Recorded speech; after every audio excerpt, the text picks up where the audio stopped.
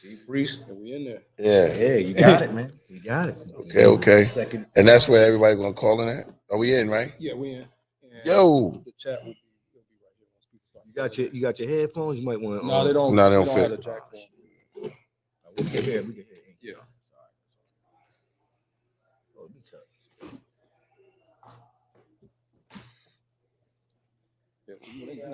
Okay.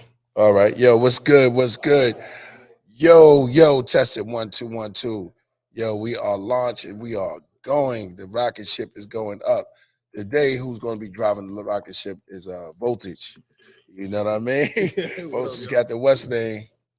He got the rocket chair driving the plane. As y'all come in the building, it's going to be crazy today. You know we got extraordinary minds coming on. This one brother is incredible. When we bring him on, you know, y'all know his work. You know what I'm saying? Besides cats like Dr. Sebi, just dudes who deal with health, dudes who deal with balance, dudes who he just knows the body, especially of original people. You know what I'm saying?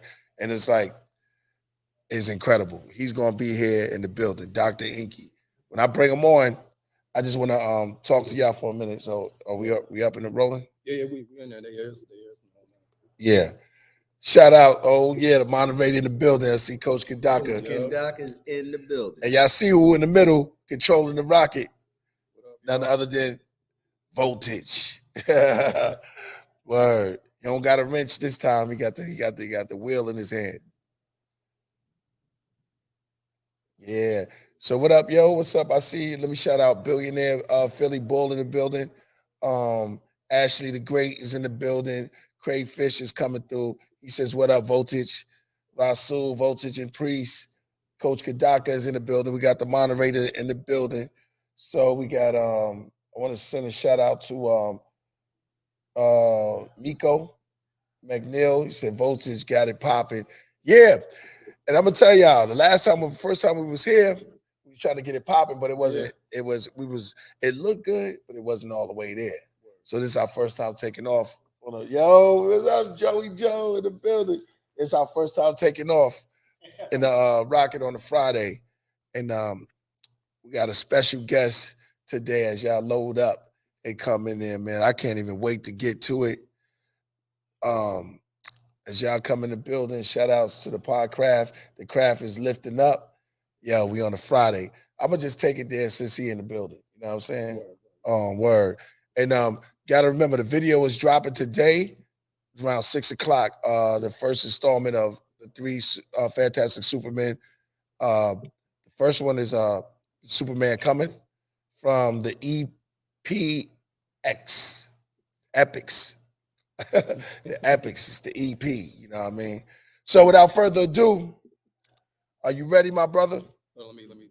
Okay. Yeah, we doing things a little different because we are in like mono mode on the craft this time. So we flying through your neighborhood, but this time we just right here. Voltage is controlling it. Word.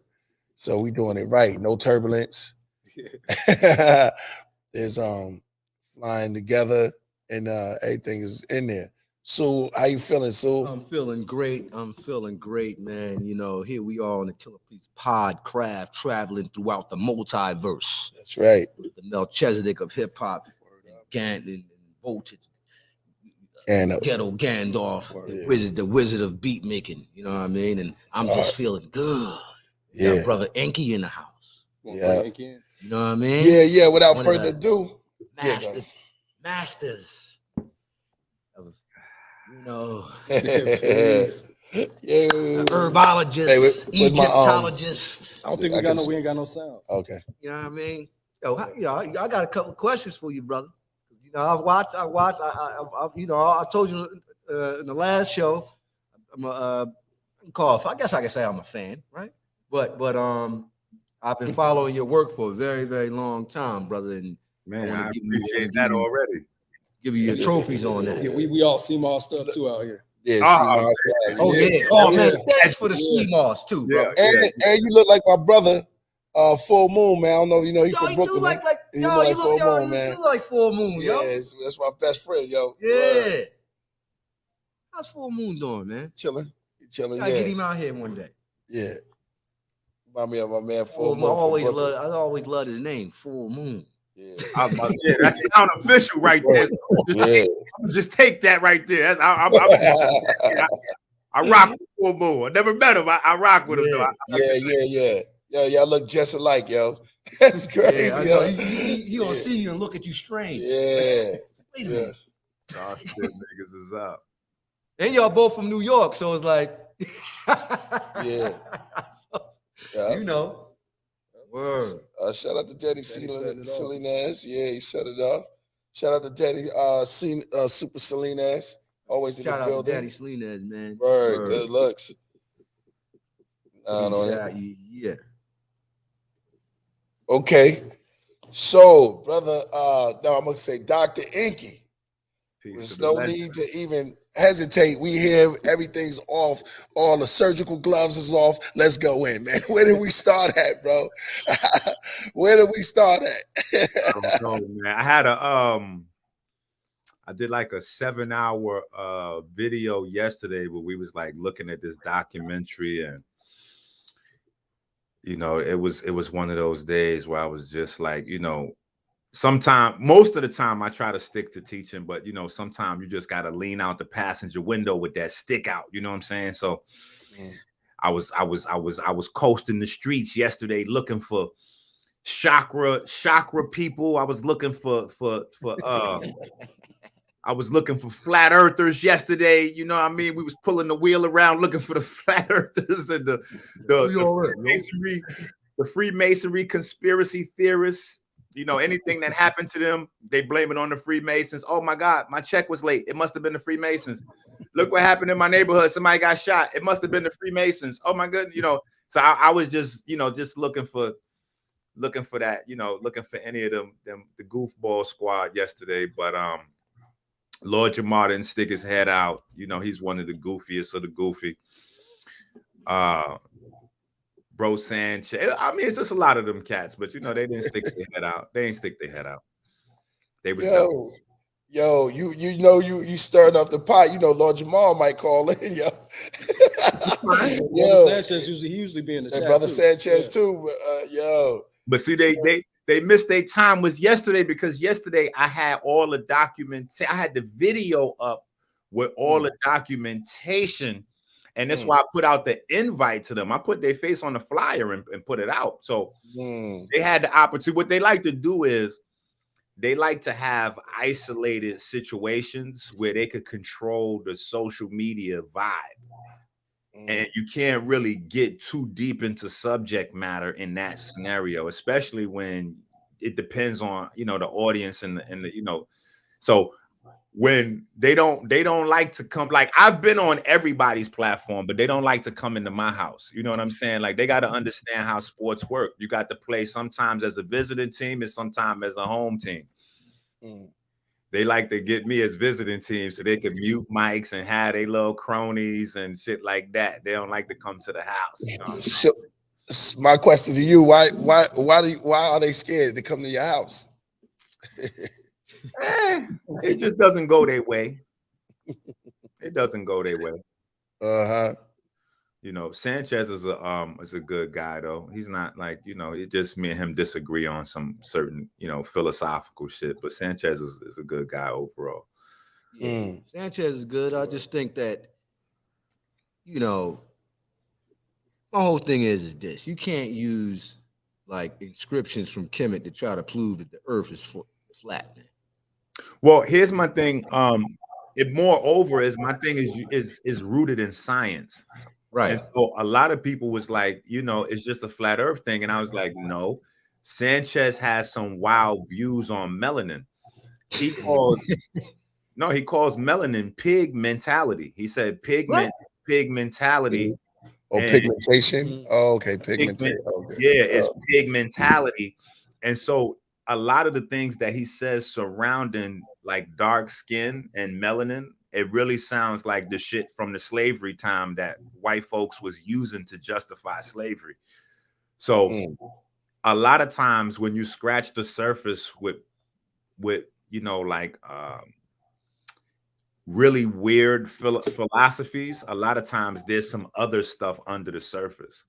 So, you know, we had a debate on chakras, and you know, I mean, people come into, it's like sports in a way, you know what I'm saying? Because he was pulling me in, yo. People, well people, what people do is their audience comes and their audience goes back with them. You know what I'm saying? So when we had the chakra debate, like all of the people who are educated around the subject, they all tapped out in the first 2 minutes of the conversation because I asked him if he had ever read the Upanishads. And when I asked him if he had read the Upanishads, he said, "What is that?"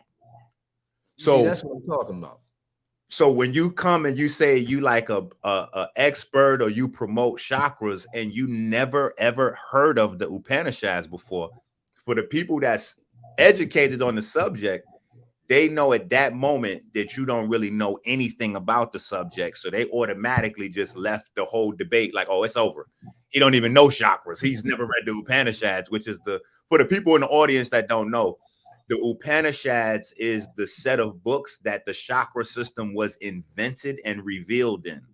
So that is the end all be all in terms of chakras. That those books will let you know exactly what they are, what they aren't, what you should do with them, how you should use them, etc., etc., etc. So it just be like that though. A lot of times people be uninformed, and because we have large audiences, sometimes views, clicks, and likes make people feel like they know more about a subject than they really know, because you know, birds of a feather flock together. And a lot of times we have a literacy problem in our community. And so when people aren't literate, they don't understand that we don't see with our eyes. We don't hear with our ears. We hear and we see with our mind. So if your mind is at a certain level, you're not going to really be able to see the full picture because you just aren't educated on the subject enough. You know what I'm saying? So people just need more information sometime to be able to, you know, make better decisions. And when you come online and you're saying things like pigment represents pigmentality and you're a black man, that's problematic for a zillion different reasons. You know what I mean? Yeah, I mean, where do you get how? I mean, it's like almost what I always say on the show, man. How they try to take words and put acronyms on words that actually have definitionaries on them. You know what I'm saying? Like the fact that you say pigmentation, right? Yeah. They do that. Where are you getting that from? Because the word has a definitionary, and that definitionary comes from another language, which would be Latin. And then that Latin will come from something else in the Greek. So my whole thing is like, you can't just be making stuff up. Oh, no. And that's why I would disagree. These guys do it every day, all day, and people buy that shit. Like, so I be having more problems with the audience than the actual personalities that come online, because in my mind, I'm like, yo, anybody that has a channel really has the right to say anything they want. You know what I'm saying? Anything that will grow their channel, they have the right to say it. My problem is the people that buy into that and wholesale, and I'm like, wait a minute. Do you actually have an audience full of black people that are listening and cheering you on as you're saying pigment represents pig mentality, the lowest form of humans?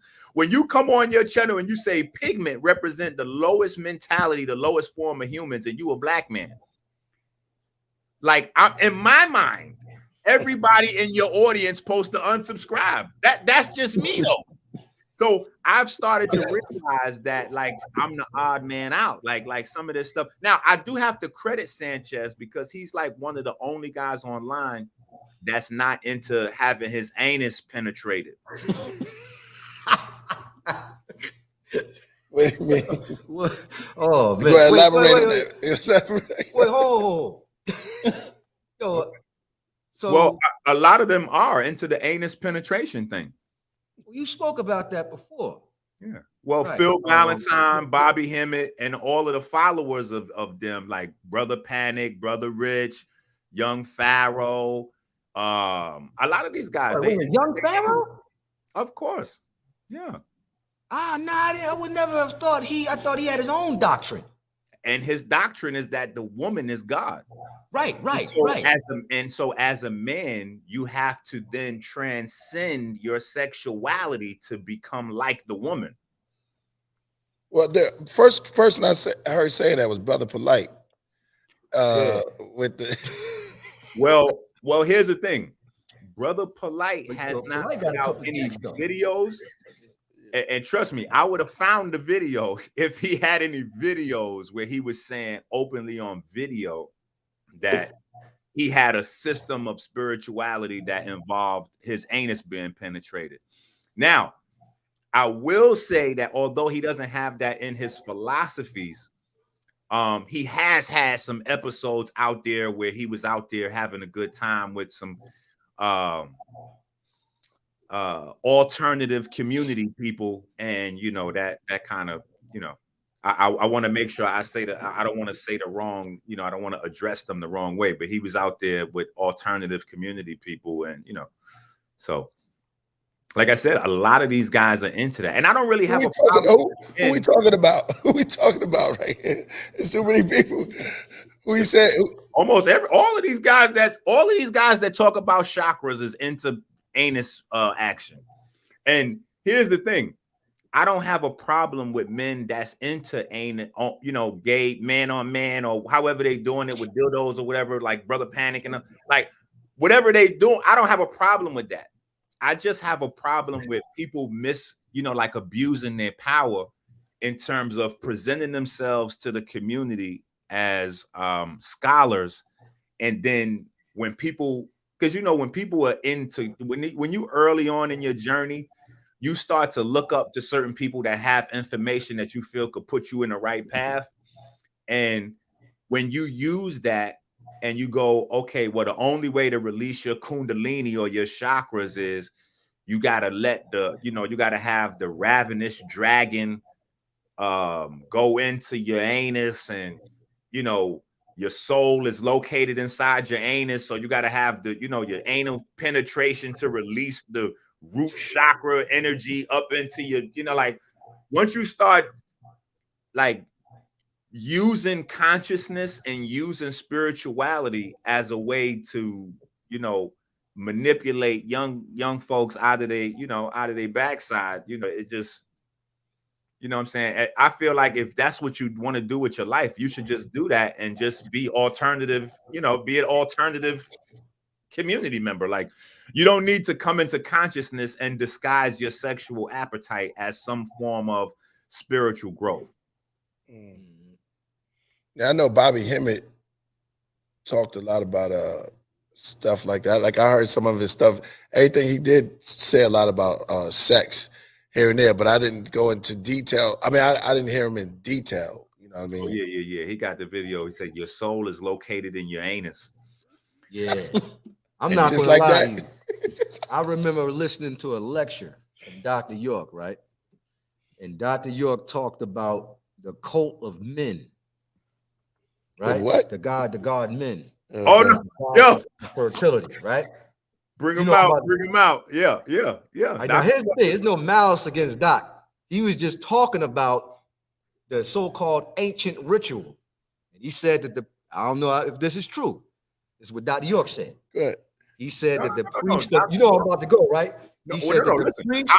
I'm not sure where you about to go, but I know that Dr. York had he was teaching anus rituals, and he also had a secret a ritual that was a secret amongst their movement called the Golden Child ritual, where adults do. I know about that. The hormone sexuals, right? Hormone touchdown. What? When you have Dr. York said that a homosexual has two natures. No. They said the men. Let me see if we can just find that we video. on a nature boy now. He said that what he said is what they say. They say that the hormone sexuals, they're the gatekeepers between to create, like, you need, I forget the whole build, but it was like you needed like 4 hormone sexuals, and then the golden child had to be in the middle to open up the vortex and some shit like that. If we had one of the Nuwapians on here, they would be able to probably explain it a little bit more in detail. I haven't been really building with them like that. But getting back to what I was saying, right? It's no real way to really explain that, but yeah. So I'm gonna get back to what I was saying, right? So in that lecture, Dr. York talked about the cult of men, and the high priest of this particular order, Kemet, right? I don't know if this is true, but this is what he said, that the cult of men, they would be in the temple and they would start doing the ritual. And one of the rituals was that the high priest would be dressed in a garb, like a robe or something. And each one of the students would have to go and straddle the high priest is Johnson. Yeah. To see if how fast he could ejaculate. And that was this is what he said in the lecture. But it's sick, and if whoever could do that first, they could move on to the next, that was one of the things. That's what he said. Now, I don't know how true this is, right? But hold on though. You do see the god men standing there with his phallus, like the statue. Yeah, but right? that's like that's them really just making up their own thing and remixing up, because the god men is a solar deity, right? So here's the thing, and deity, right? Well, here's the thing with that, and a lot of sometimes, like when you have a regular argument, I know people could relate to this because people do this, right? When you arguing, forget online and consciousness and all that for a second. When you arguing with somebody, sometimes you take it way further than it's really you intended, because you're trying to get them to a space to see a point. And so a lot of times, because spirituality and consciousness has bled into debate culture, people are now confusing the debate platforms for consciousness or spiritual platforms, and they not. It's just niggas arguing for money. So that's all it is. It's just niggas arguing for money, because niggas will remix the same arguments and just keep having the same arguments over and over, because they trying to get donations, clicks, views, likes. Yeah, fake shit.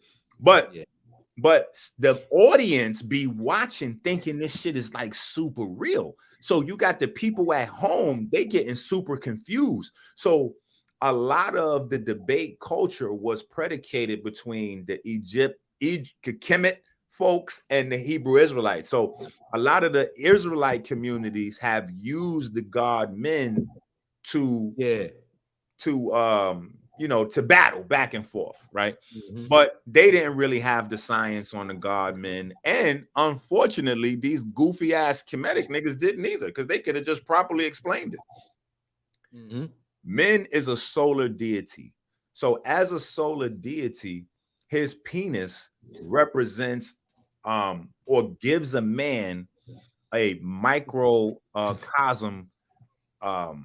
A microcosm like, let me put it like that, a microcosm like aspect of the sun. The planet Earth only exists the way we exist, and I actually wrote a book on it. It's called I King Cubed. I King Cubed. I have a series of I King books. The first one, then this I King Square, I King Cubed, and the Tesseract. But in the I King Cube book, I elaborate on the reason why there's no other life on any planet in our solar system. And there's not going to be any other life on any other planet in our solar system. That's not how the universe works. The stars seed planets with life. So all of the life on this planet is because the sun has ejaculated, just like a man ejaculated us into existence in a way. And when I say that, they'd be like, "Oh my God, it's Inky bugging." But in reality, we have what's called a plasma sphere or magnetosphere, but it's made out of different layers of plasma that actually keeps our planet tucked, keeps us safe, provides us the ability for us to have an atmosphere. None of that would be possible without the plasma that protects our planet. That plasma has an umbilical cord that goes all the way to the sun. And the sun still sends particular types of the sun still ejaculates to keep our planet running. And you know, we kind of get to see a little bit of that when we look at the aurora borealis in the north. Right. And that spot where particles, charged energy comes into our atmosphere from the planet is actually at the center of how we are supposed to die according to our Kemetic ancestors. We're supposed to, once we leave the physical body, we're supposed to travel the winds back up to that staircase of light that we know of as the aurora borealis and go out of our atmosphere to travel through the duat or through the darkness, the cold darkness, back to the star. And you know, it's some other shit, but you know, so that's the whole process. So because, you know, we don't really have the science on how our planet is related to the sun, and we literally are in like a placenta. We're in a placenta. Our planet Earth is in a placenta attached by like a umbilical cord. That's the best way to understand it. We're in a placenta attached by an umbilical cord to the sun. And that's why we have life on this planet. That's why we have water on this planet. That's why we have an atmosphere on this planet. And so when you have a solar deity that's anthropomorphized as a man, they're showing you the penis as a sign of life, because the penis can ejaculate literally humans into existence in the same way that the sun is able to do that with stars, other planets, and you know, life on those planets. So that's all that is. But you know, it's good because you see it, you don't understand it, and our base level of thinking just shows us a man with a heart, you know, with a woody. And so, you know, we can run with it, you know what I'm saying? But the god Men was a solar deity, and when we lose track of the science, we always take L's. Rome came in, and immediately they understood what the god Men represented, and so that's why we have Romaine letters right now, because wild letters, and you know, that's interested in herbs, wild letters is one of the most potent herbs that you can use for your vitality and your virility as a man, and your ability to be fertile and make babies. I use the wild letters inside my Mama Tonics and a couple of my other formulas, and you know, the people know I got babies. Like I can't even hug. Like if I handshake a woman, I gotta give her a pregnancy test. Like so, that wild letters, along with some other herbs, is very, very potent. And when the Romans came in and they saw the power of the wild letters, they immediately took the letters back to Rome and started growing it there, and then like made it illegal to grow in other places and burned it up and all kind of shit. You know how they do. And then so now we only know of that letters in a you know, in a watered down form as Romaine letters. You know what I'm saying? But that's where Romaine letters comes from, that whole the whole festival of the god Men, because when they would come and do the procession with the god Men, you know, wild letters for everybody kind of vibe, you know, so. But yeah, so you know, it's we just got to do the history. Like we don't understand how much we disrespect our ancestors. You know what I'm saying? And it gets a little crazy. So I be out there with the sword trying to clean shit up for the ancestors. Yeah. You meant to say the plasma, because that sounds kind of wild. Plasma in the universe? Well, most of the universe is made out of plasma. Plasma is the only thing consistent in our universe. Would you consider that the cosmic microwave background? No. Or Okay, so because they me- talk about string theory, I kind of feeling what you're saying about the plasma. And Hold they're on, saying let me now. share my screen. Okay, yeah, go ahead. Now, let me see. Can I share my screen? Show and prove. Oh man, show and prove. Anchor's in the house. Yeah. Y'all see my screen? Okay. Yeah. All right. So let's just type in plasma, see what come up. Ah, shucks. I forgot. Y'all not gonna be able to read my screen because I'm in everything on my computer is in French. But like the Egyptians, a picture is worth 1,000 words. So we can do the plasma sphere. Let me see if that'll work for us. Somebody said plasma ionized gas. No. They all over the place.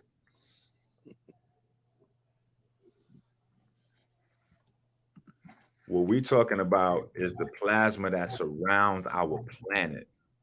Okay, here we go. Here we go. Here's a better look. Okay, here's a better look, right?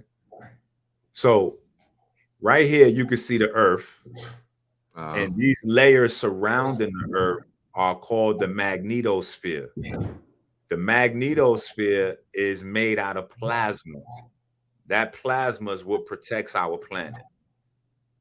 Oh, right. That's what allows Earth. I mean, that's what allows life to exist on this planet. In fact, if you take it a step further, right? If you take it a step further, It look like the disc. If you take it a step further, you have to ask yourself questions like, for instance, what provides heat to the Earth? The sun, right? Anybody? Y'all hear me? Yeah. I'm sorry. Go ahead. Yeah, so never know what you're gonna hear.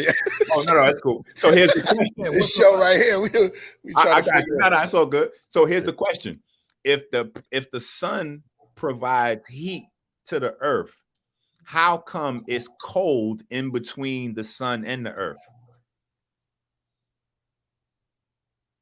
Well, depending on, I guess, well, when you move closely out from the Earth's atmosphere and you move away from the sun, yeah, I mean, you start to get into a different part of space. I mean, moving away from Earth's atmosphere towards the sun. No. It's freezing in between the Earth and the sun. Yeah. But if the sun solely was providing the heat to the planet, then it should be hot in between the Earth and the sun. But it's not, because it's the actual light interacting with the plasma bubble that actually gets translated into heat. It's translated into heat. Like without our physical bodies, heat doesn't really, it's not the same. It's like sound and light. Like we have to have a sensory system to register, and our magnetosphere almost acts like a solar lens, so to speak, to turn that light coming in into heat and some other things. So the magnetosphere does a lot more than just like block asteroids and comets from destroying the planet. It actually it really converts various forms of energy into the forms of energy that our various systems, from the insects all the way up to us, need in order to subsist. So if we didn't have that magnetosphere, it'd be over. There would be no life on this planet. It'd be like Mars or anywhere else. That's why Mars and the other planets can't sustain an atmosphere anymore, is because they're no longer in there's evidence that Mars was at one time, it was in the quote unquote placenta bubble from the sun. But yeah, once you get that protection taken up off you, it's a wrap. The planet can no longer hold the atmosphere. That's very, very interesting, Dr. Enqi. I like that bill. Very interesting bill. So what is your take on exoplanets? You think there's any life out there? I think life, I think the Quran and the Muslim faith kind of said it best with the alien thing. It's like, handle your life right there. You right there. Worry about that. Don't be worried. Like, I don't think that people should waste their time with you think the physicists and the astrophysicists are wasting time? You know, they just spent that $10 billion on that James Webb telescope.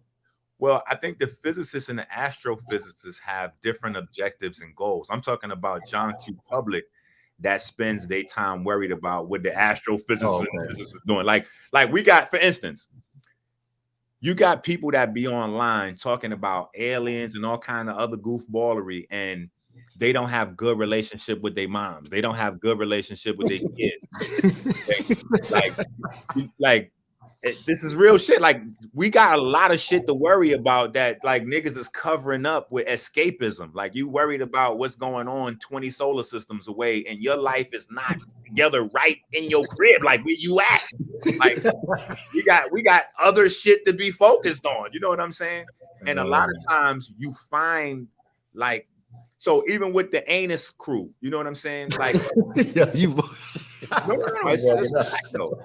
I grew up in this conscious shit, so I have to realize that these guys are here. They this is what they're into, you know what I'm saying? But they mix in a lot of the drugs with their program, and so that's that whole, like, with the DVD. What kind of drugs? Drugs? What do you mean drugs? Oh, yeah, they into LSD and really? Molly X. Yeah, they talking about the Kemetic crew? I'm talking about the conscious crew. I'm talking about the chakra. Look, the chakra crew. You're going to end up being shocked, man, because you hear the stuff that's going to blow your mind, bro. It happens. You know, I don't be thinking. I'm thinking these guys that's really studying and trying to really, like, See, you were what we call sheeple, and I mean this in the no, because you easily led. No, you know what it is. I'm the guy. You put your heart in it. You put your heart in it. You know, if I come in the temple, but you shouldn't be like that, because then you could be easily misled. And look, wait. I'm you. Listen, I'm you. I've been easily misled 10,000 times. It just that's what I'm saying. See, guys like we go in the temple and we like, all right. You know, we're trying to be modest. We trying to, like, really learn. And then we find out these jokers is in here doing all kinds of wicked stuff. Bro, you know what I'm saying? Bro, it's crazy. Because I've been right there so many times and, like, wait, what y'all get? Oh, hell no. So, yeah, I mean, it's crazy. But then the problem with me is I'll come back and tell the people about the shit. And so then it becomes a situation where people have to tarnish my name, to tarnish my credibility, so that the things that I say about them, people will say, "Oh, Enqi is bugging. That's made up. Bobby Hemming ain't talking about nobody anus. Brother Panic ain't talking about nobody anus." Like, nah, these guys into anuses. You know what I'm saying? As a form of spirituality, at least that's what they say. Yeah. You know what I'm saying? Weird. And my thing is, if that's what you practice, why be shamed about it? You know what I'm saying? If it's a spiritual practice and you really elevating your conscious by using a dildo, you know, you should just tell people that's what it is. You know what I'm saying? Like, well, you know, I understand that a lot of these guys have tapped into the Order of the Golden Dawn, tantric magic, which is actually one of that curriculum, and that form of study deals exactly with what you're talking about right now. Yeah. You know, and with the tantric study, because I studied the tantric science for like 6 years. Weird. People are taking the tantric sciences and remixing them with chakras, adding in mushrooms and some pill popping, and then they coming up with their own shit.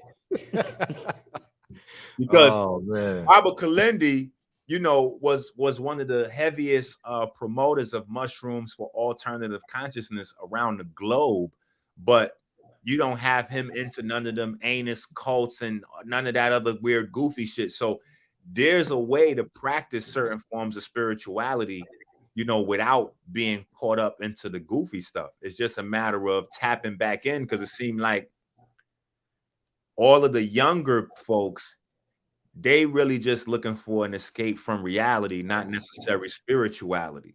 So when they're presented with a deviant sexual crowd that's all getting high, it makes it easy for them to feel like they really doing something. Like, oh yeah, we getting deep, we getting spiritual. Like, no, nigga, you just getting high.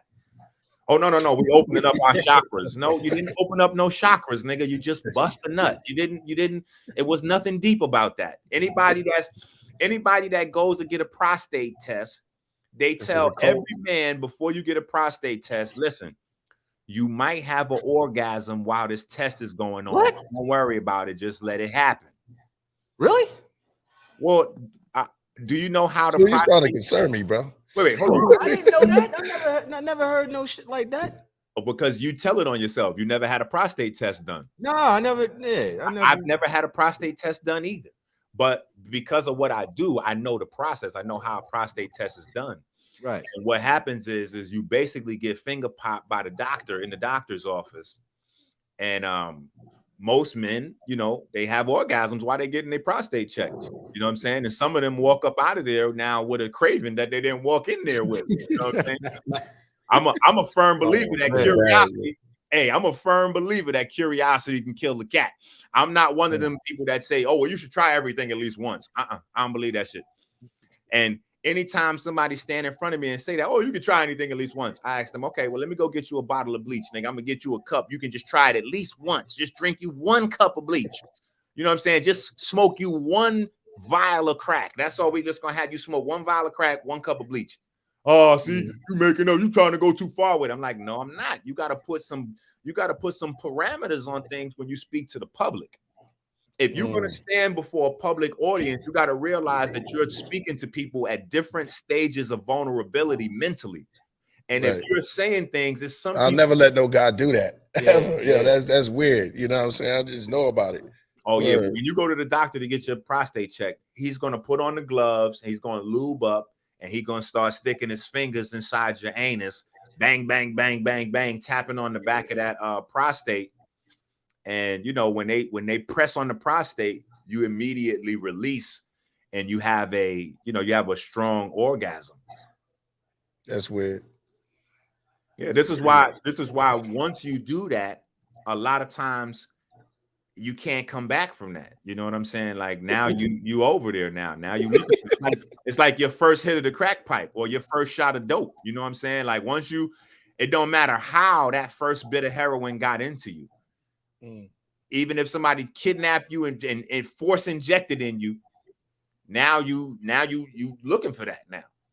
You know what I'm saying? So yeah, it's wild in this community online. You know what I'm saying? It's a lot of, and from the surface, niggas got sandals on and burning incense and all this goofy shit. So it seemed like, oh, look, he getting spiritual. They calling women, oh, a peace queen, and get the fuck out of here. Like this niggas is wild savage niggas, man. It's wild. Right. Do you think they use that to get girls and Oh, absolutely. Absolutely. But the girls are getting turned off because a lot of these guys is too effeminate.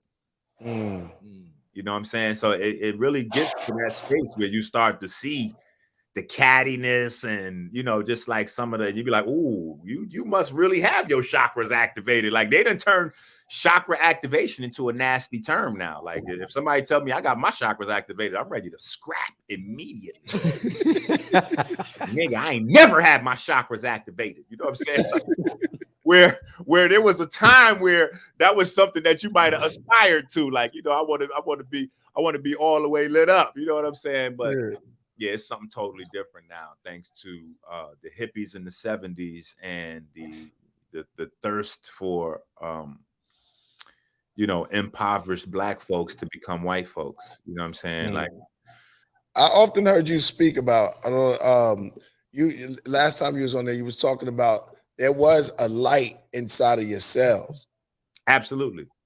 Yeah. So your cells all produce light. Light is life.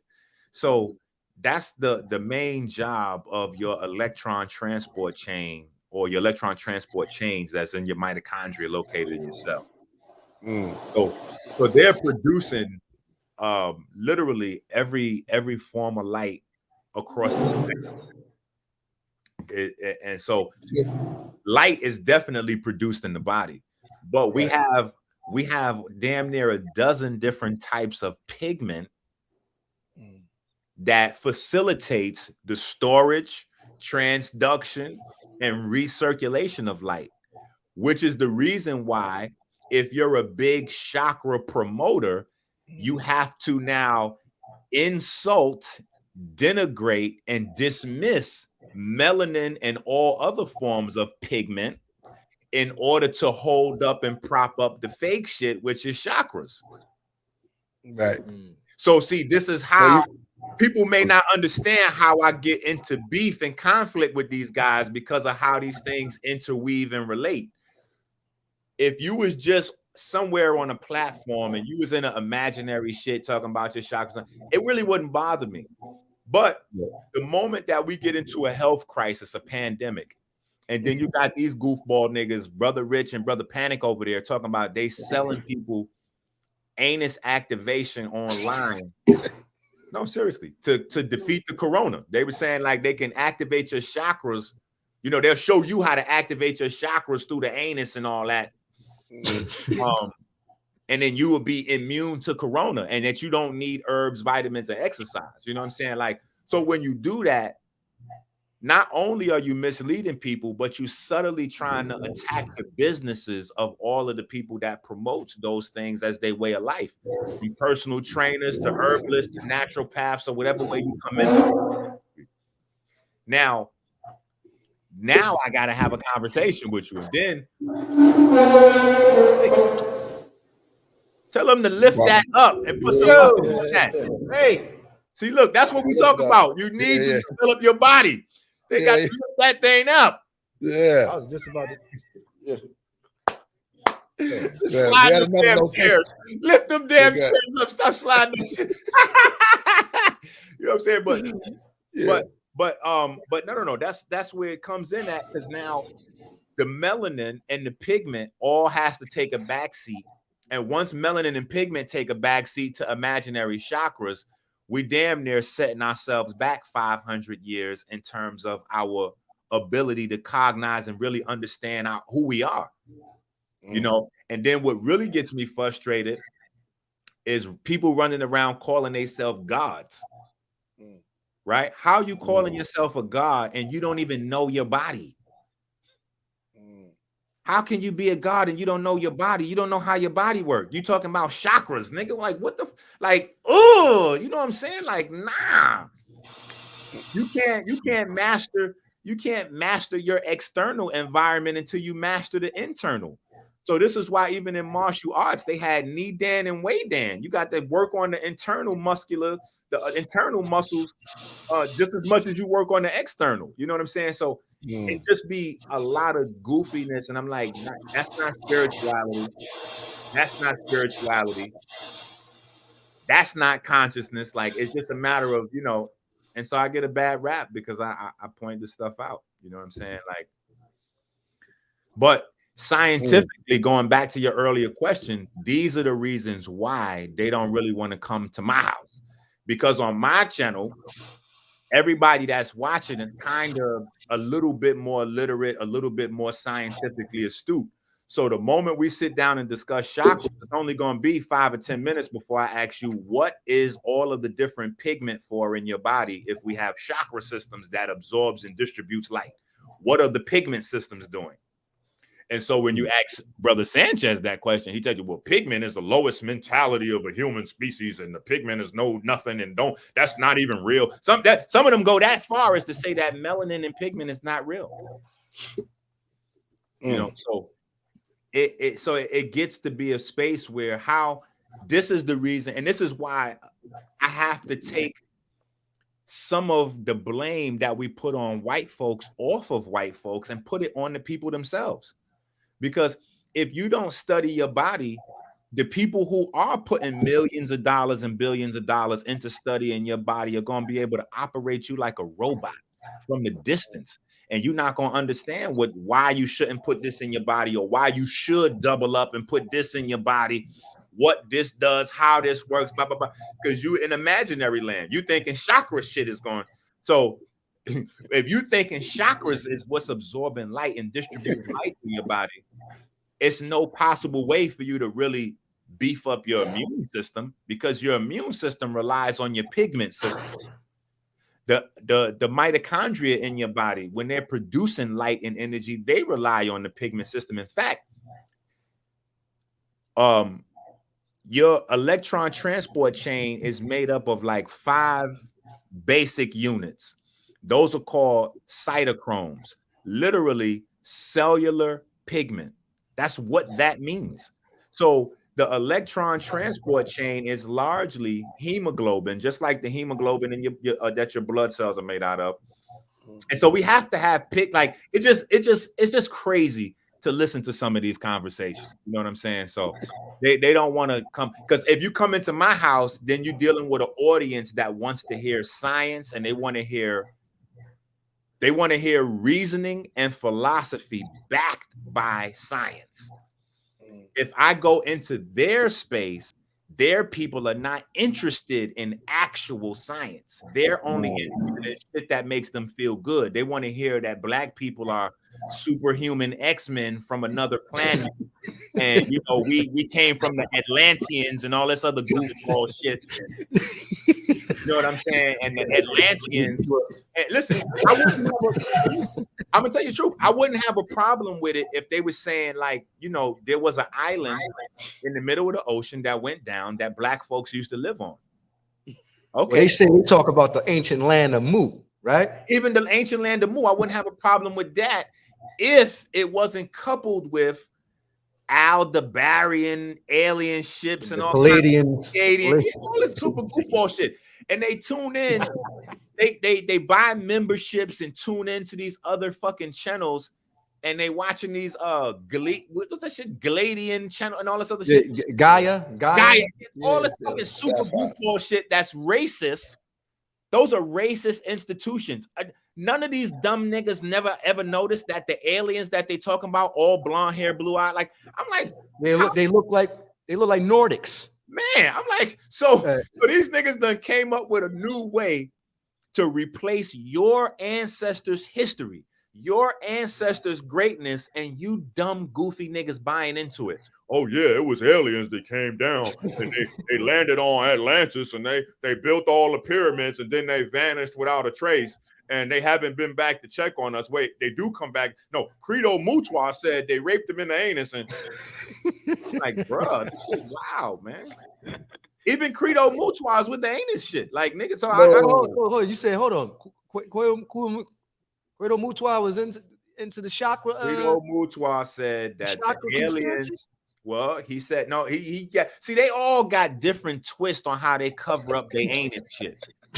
So Credo Mutwa was saying that the aliens had abducted him, and that the aliens raped him in the anus, and you know, whatever. So he had sex with the aliens. The aliens is always having sex with these dudes. And then they throw him on the side of the road. But listen, I had already told people to beware of any of that goofball shit coming from Credo, because we only know Credo Mutwa because David Icke brought him on the scene. That is true. Wow. And David Icke is the main nigga. He's slowing down videos of niggas like, look at his eyes. He switched to a reptilian eye. Look. I seen that video. I said, if you niggas don't stop this David Icke bullshit, I said, man, listen. I done read on, and then see, the problem is, again, literacy, because we don't read. If you want to know who David Icke is and what he's about, all you have to do is purchase his collection of books and read them. When you read the books, you're going to see that it's all about destroying the Black legacy, and not only destroying the Black legacy, but destroying any strength that the Black race have in terms of returning back to that greatness. Because see, now, if you're not dealing with an opposition that's on an equal playing field than you don't even feel like you got a chance in the struggle, right? You're not dealing with other folks like you that bleed, walk, you shit, put on their pen. No, we're dealing with a group of reptilian aliens that came down from other places, and they got spaceships and all kinds. Like, niggas on welfare in Section 8. You know what I'm saying? Like, once you tell niggas that's on Section 8 that they got to fight up against, like, they not, listen, most of these niggas won't even fight police. Yeah. So how you gonna get niggas that scared of police to fight an alien race? Like this shit is crazy. You know what I'm saying? I'm like, yo, why is it that the Gaia and them, the Gaia channels, how come none of them niggas ever have a group of black aliens that's running shit? Yeah, they don't never show the black people. They always show a tall Nordic with long blonde hair. The same goofy niggas. Dr. York showed the black aliens though in his books. But he drew them. He drew them, and they all look like him. Yeah. Even the women look like Dr. York's face with longer hair. I gave Priest the holy tablet. He was like, "Yo, Sue." He said, "Why all the pictures look like?" Yeah, they all look like him. Yeah, I couldn't even answer that question back then even when I was the in Wappy. I was like, damn, how I'm gonna answer that? I spent plenty of time deep in Dr. York books, selling Dr. York books, yeah, at the train station. So yeah, I did the same thing. I went through that. I went through that window. I went through, man. I always been a truther in search. You know what I'm saying? Mm-hmm. But were you a Nuwapian with Brother Polite? Nah, you was before Polite.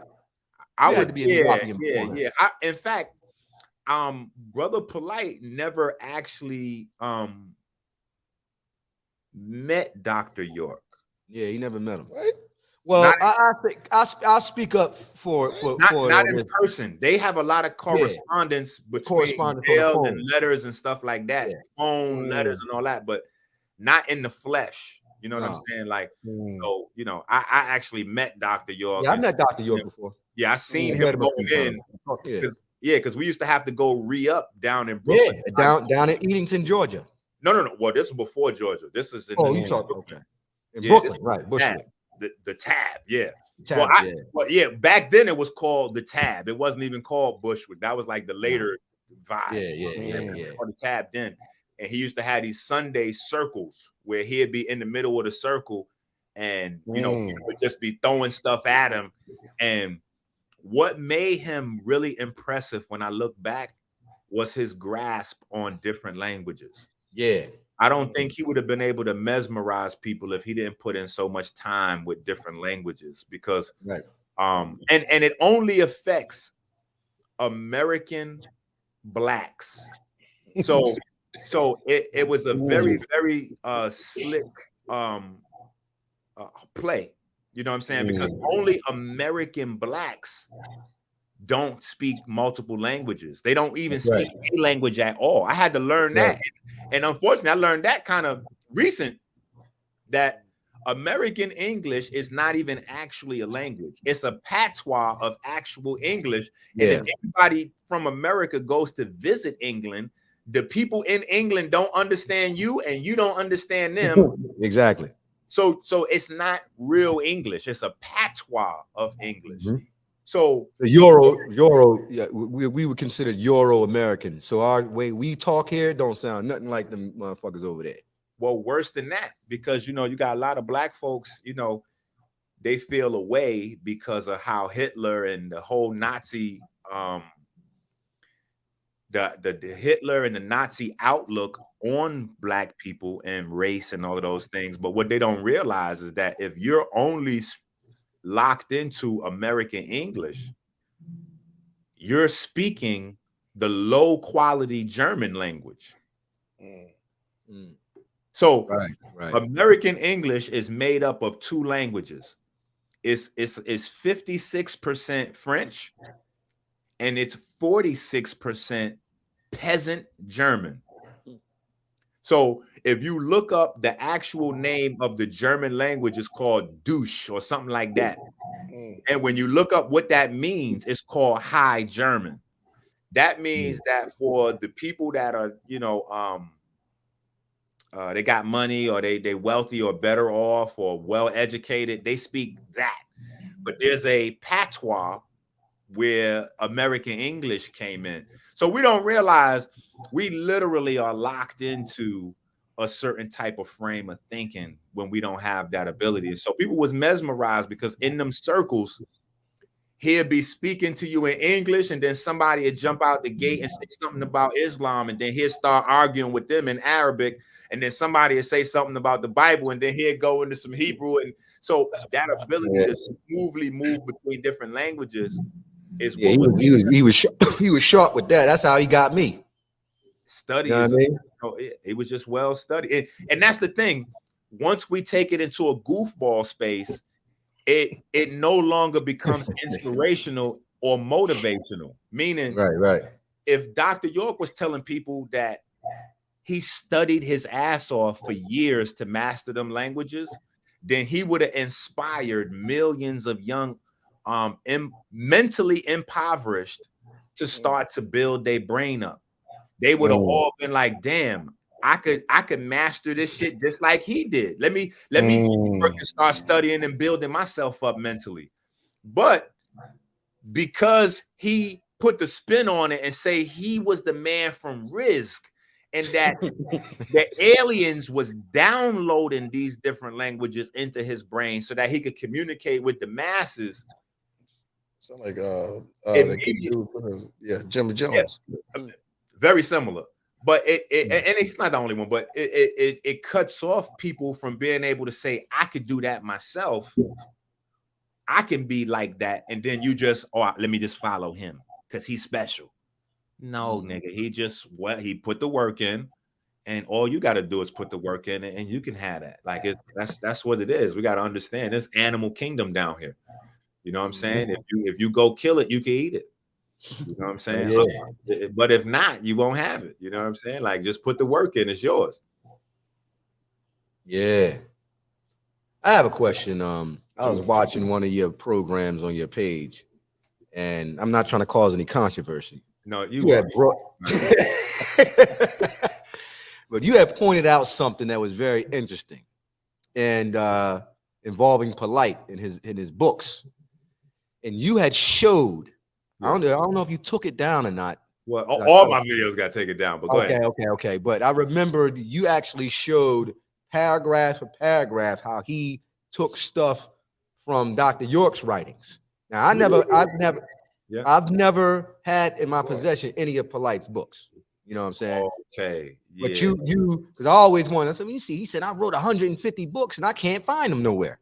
Yeah. But if you got to buy them from him, I'm scared to send it. I'm scared to send the 25 hours where I might not get my book. I done heard so many stories, but you had the books, which was very interesting. Yeah. And yo, man, he literally, from what you showed on your page, he literally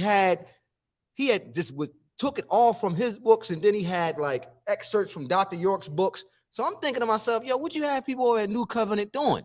They read your books. You got to cross-reference Dr. York's books? It was a formula he had to be able to pump books out quickly. So the book would be like, like maybe 20%. Like, so you say it's 100 pages. In the book, out of the 100 pages, there would probably be about 20 pages of just advertisement pictures for other books. And then maybe another 10 pages of pictures of him and his children. So that's 30 pages right there. Then you have another, I say about 40 pages of excerpts from Dr. York books. And what he would do is just in between the excerpts from Dr. York books, he would provide commentary on the Dr. York stuff. And then, like grab a few Google posts and buff it out, and bam, here's a new book. You know what I'm saying? But it was really, the Dr. York, Dr. York was the 40%, 50, like it was the meat and potatoes was just Dr. York pages repumped out. You know what I'm saying? That's kind of just weird. He's out here saying he wrote 150 books or whatever, but you get the book, you read it, and it has excerpts from Doc stuff. So it's like, yo, you can't really just be running around here saying that, thinking you this scholar and everything. You got to cross-reference Doc's books, and everybody consider Doc, the master, they consider that pseudo information. So how you standing up there acting like you a real scientist? No disrespect to the brother, but he got to come with something different now, man. You can't just be running around just saying that. And like I said, you can't even get his books. Voltage can't go to the store and get it. He can go to his site. His site is down. Well, So it's kind of like, yo, I'm a fan and promoter of people selling their own books, but you know, like I feel like if you don't have something original to contribute, you know what I'm saying, it doesn't make sense to do it. You know what I'm saying?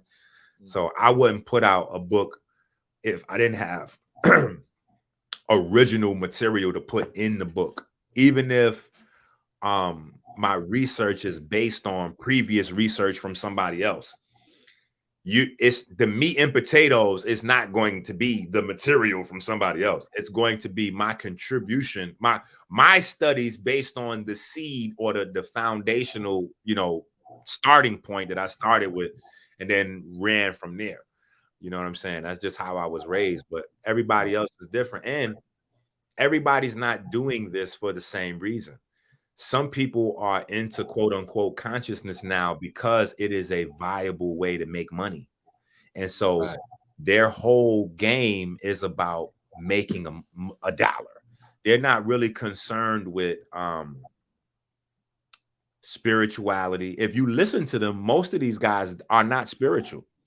They only attack spiritual people. So if you listen to them, for the most part, they attack anybody that studies the Bible. They attack anybody that studies the Quran. They attack anybody that has any like voodoo or you know, if you into like if you're into any organized spiritual system, they attack that. So you can tell from that they're not into spirituality, period.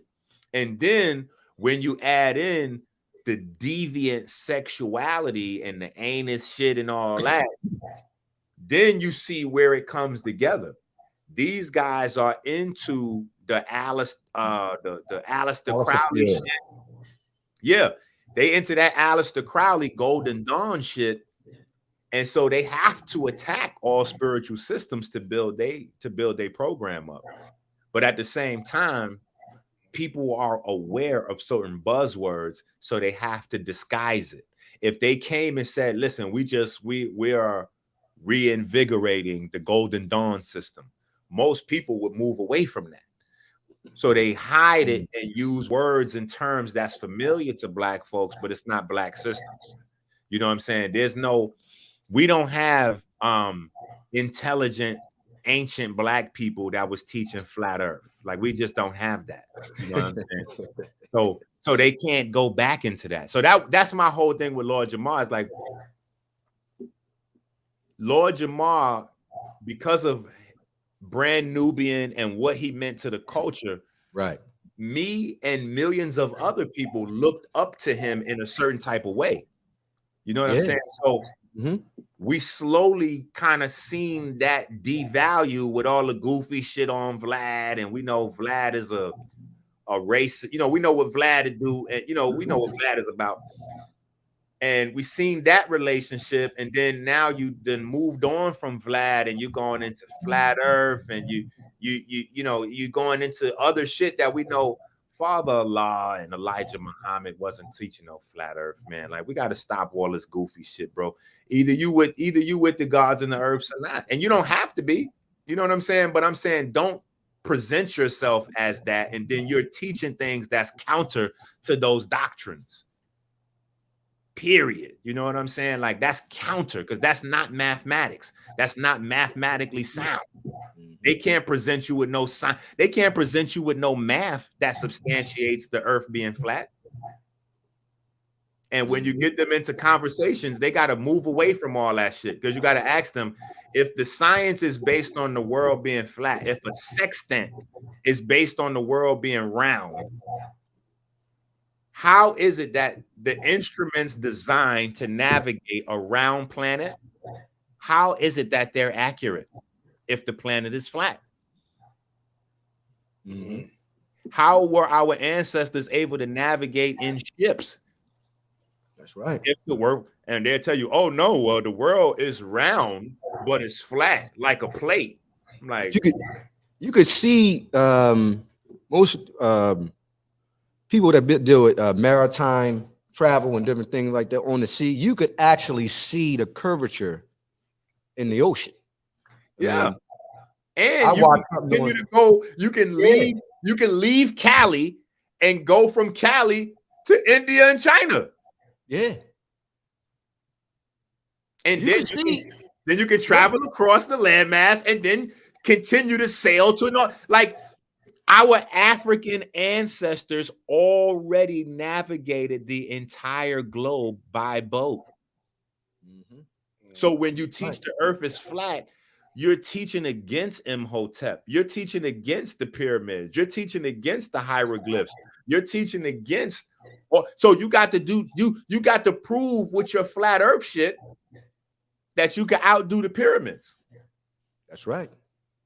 Because the pyramids not only represent a stone working, but they also represent all the mathematics and engineering that you need to build such a structure. So you got to come that way. You got to show that you can out-engineer Imhotep. If you can't out-engineer Imhotep, we don't have a conversation. Most of the time, the flat earthers, when we present scientific facts and information to them to try to enlighten them, we ask them questions, they can't answer them, and they say, "I don't know." Of course, because what they do, in order for that goofball shit to work, they have to omit science. They have to tell you that certain things, that doesn't matter. Like, exactly. Like we all know that the earth is 3/4 water and 1/4 land. So if the earth is flat, what's happening with the water? And they go, the water is under the landmass. I said, is that what you guys have learned over there? Yeah, if you have water in the cup, you can put a piece of paper in the cup and it'll float on top. I said, somebody said that. Somebody was trying to prove that. I said, so you realize that you just unproved the earth is flat, if that's your theory. Because now if that's your theory, then the earth is more of a cone shape than flat. If you're saying that there's a funnel of water with the land sitting on top, nigga, you saying the earth is an ice cream cone. Like, I'm like, these niggas aren't even listening to their own shit that they're saying. So if we know that the earth is mostly liquid, then that means there is no fixed shape. A liquid takes on the shape that the forces acting on it or the container it sits in provides for it. Just like Bruce Lee said, be flexible, be like water. So we know that there are equal and opposing forces operating on the planet. So you're going to have a spherical type of planet, period. And it's no way to I tried to reason with him and try to tell him that this really is a rock. Like it's and the forces bring, you feel what I'm saying? Well, you have rocks, but it's mostly water. Mostly water. Yeah, it's mostly water. So you're not going to have a fixed structure like that. If we change the forces acting on the planet, then we would change the shape of the planet. You know what I'm saying? But at that point, we got to change electromagnetism. And so now, in order to substantiate their claim, they have to nullify electromagnetism. Yeah, the LB. Yeah, I can't argue with that. I can't argue with that, brother. And so, I agree with you. And so then my point comes, why is it that we are so fucking goofy? And I got to go, it's by design. Because see, what these people don't understand is that the science that our ancestors left us is what has created all of the fortunes on this planet. So when people think that the conversation that we're having is unrelated to your bag, your children's future bag, or you having the right type of schools in your neighborhood, or you having the right type of food available, you're sadly mistaken, because all of the fortunes on this planet were built on the science that our ancestors left us. And because now we, instead of being students of our ancestors, honoring our mothers and fathers, we're chasing the shit that they were doing when they was in the dark ages. When white folks was in the dark ages, they was fucking running around saying the earth was flat. That shit came from Europe. But in Kemet, they taught that there was nothing in the North but uncivilized savages. So the savages came down and was smart enough to grab all of our books and all of our knowledge and leave us with nothing. So now we're the people running around chasing superstition. We the ones telling you, instead of your pigment that you could visibly see, oh, no, that's not what is absorbing light and transducing light. That's not what's keeping you alive. It's invisible chakras that you gotta, we gotta stop this shit. You know what I'm saying? Niggas is wearing crystals in the goofball. Like, you got niggas niggas got quartz crystal shit on their hand like this. They got 5-finger ring quartz shit. Like, they think that shit looks slick.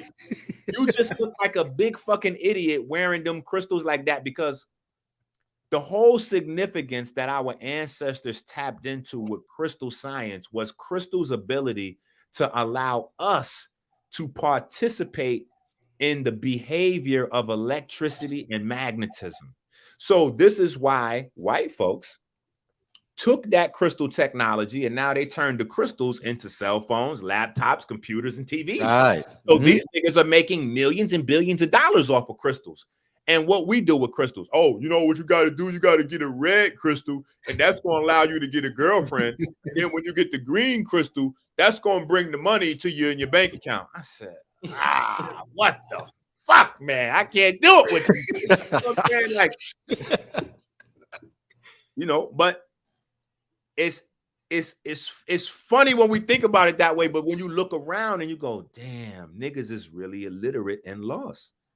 We don't understand the value of crystals is as nutrition and as technology. It's not as jewelry. And if you're going to drip it as jewelry, you should at least know and fully understand what it is that you have there. You know what I'm saying? I'm telling people, do you understand that crystal that you got on your hand there or on your neck, you know, that's the same structure as your bones.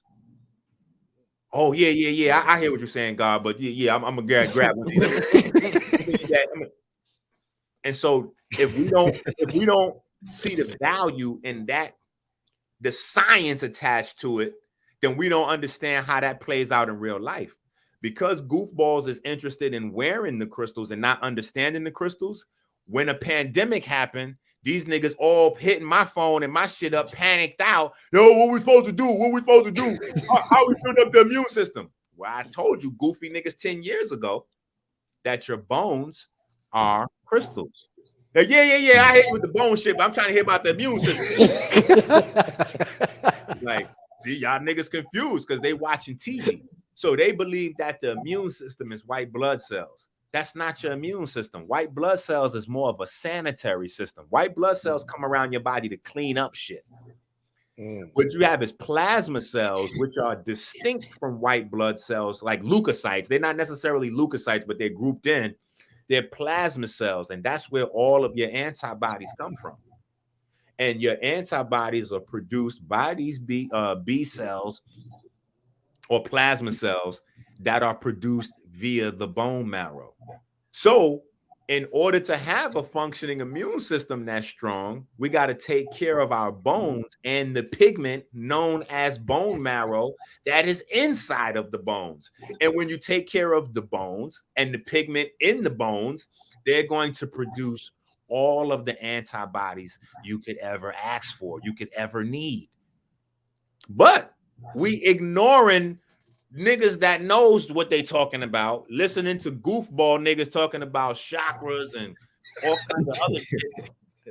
And then they wondering when the shit hit the fan, like, yo, this nigga Enqi, he gonna keep all the science to himself. Yo, this nigga ain't shit. Bro, what do you mean? I done wrote books on the shit. I done wrote the holistic Bible on the shit. Like, and the crazy thing is the people from other communities value the information more than my target community. Wow. People know me not. Yep. Yeah. I used to have the whole damn pre-med students from what's that school down the block from where Black and Nobles used to be on Broad. Oh, in Philly. Yeah. I used to have the whole pre-med shit sitting in the front row. All the pre-med niggas was there. I'm dead ass. All the white folks, all the Indian niggas, all the Chinese niggas. They seek knowledge, yes. To the point where they had me come to the school and I was teaching the teachers in the school. Is it college? Yeah, the college up there. Temple, fam. They used to be right up there, Temple University. Right. With the doors closed, standing room only, no students, all of the actual staff. They in there listening like, oh shit, what is taking? But John Q. Public, these niggas running around, I can't give these niggas the science. You know what I'm saying? Like, yeah. But when shit hit the fan, they looking for it. I'm like, nah, that's because y'all don't understand what value your ancestors left you. Our ancestors left us everything we needed to be billionaires and trillionaires around this motherfucker. Elon Musk, niggas be jerking Elon Musk off so heavily. I'm like, bro, Elon Musk didn't do nothing but buy up Tesla shit. And Tesla told y'all where he got all his information and science from. Tesla said he got all his information by studying the pyramids. So how is it that the most scientifically astute, technologically advanced white guy on earth tell you he got all the shit that he know from studying the pyramids, yet our goofball ass fucking Kemetic scholars is coming back telling us goofball? Like, I'm like, yo, where is the science in any of this Kemetic shit these niggas talking about? Our Kemetic ancestors invented chemistry. They gave the world masonry. They gave the world geometry. Why is it that these Kemetic scholars don't know anything about chemistry, geometry? Like, where is that at? They quiet on that shit. They don't know nothing about that. That's interesting you bring that up because I was watching the Pseudo Killers page, right? And he was Enqi and all and was talking to Wu Jiao, and they was talking about how the Cometians have an understanding of the brain in terms of just people that lived that back then. Did they have an understanding of the brain? And they was just going back and forth. But here's the thing I want to point out: is that the Egyptians removed the brain in mummification, and not only that, they removed the heart, the kidneys, the lungs, and they removed the brain. I think they pulled it through the nose, through the nose. Yeah, with a hook. So that's actually a science and a technique that was done 300,000 years ago. And he's trying to say that they didn't have any understanding of the brain. Yeah, come on, yo. Well, here's the thing. See, and that's the thing with the pyramids, right? That's the beauty of the pyramids. Because when you sit the pyramids there, right, that does all the speaking that they would ever need to do. You can't have people that scientifically advanced and then say at the same time they didn't have any understanding of the brain. There you go. And again, we see with our mind, not with our eyes. If you don't understand what it takes to build pyramids and to create not just the pyramids, because we get lost in the actual structure of the pyramid, but we got to think about the quality. And this is where I go, and most people don't really pay attention to this, but the quality of the paints that they created to put their pictures and murals and think. The paints that they put together back then was even more advanced than the shit that we got today. And you can't make paint like that without an advanced understanding of chemistry. An advanced understanding of chemistry. You don't even have a real mummification process without an advanced understanding of chemistry and biology. So even I had to sit these goofball niggas down and explain to them what the weighing of the heart ceremony was, because they couldn't understand. Let me share my screen again. Let's go back to the share screen again, because sometimes it's easier to see, right? All right, so we have like the disc. Yeah. Let's go here real quick.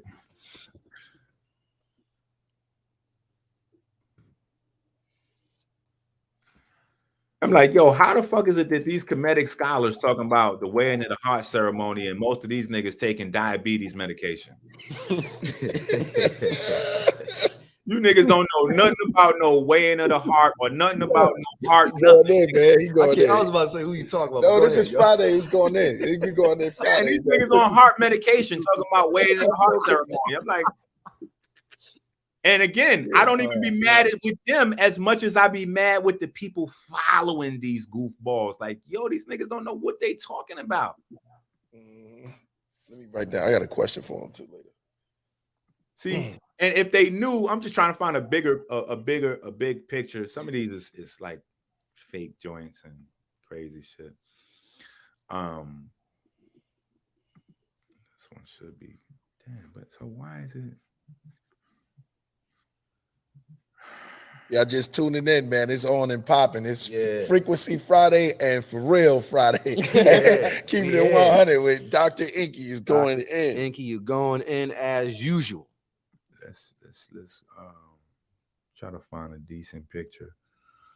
But yeah, okay. This is kind of, let me see. Oh no, this is super blurry.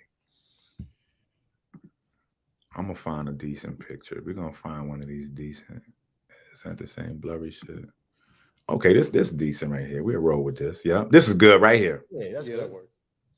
So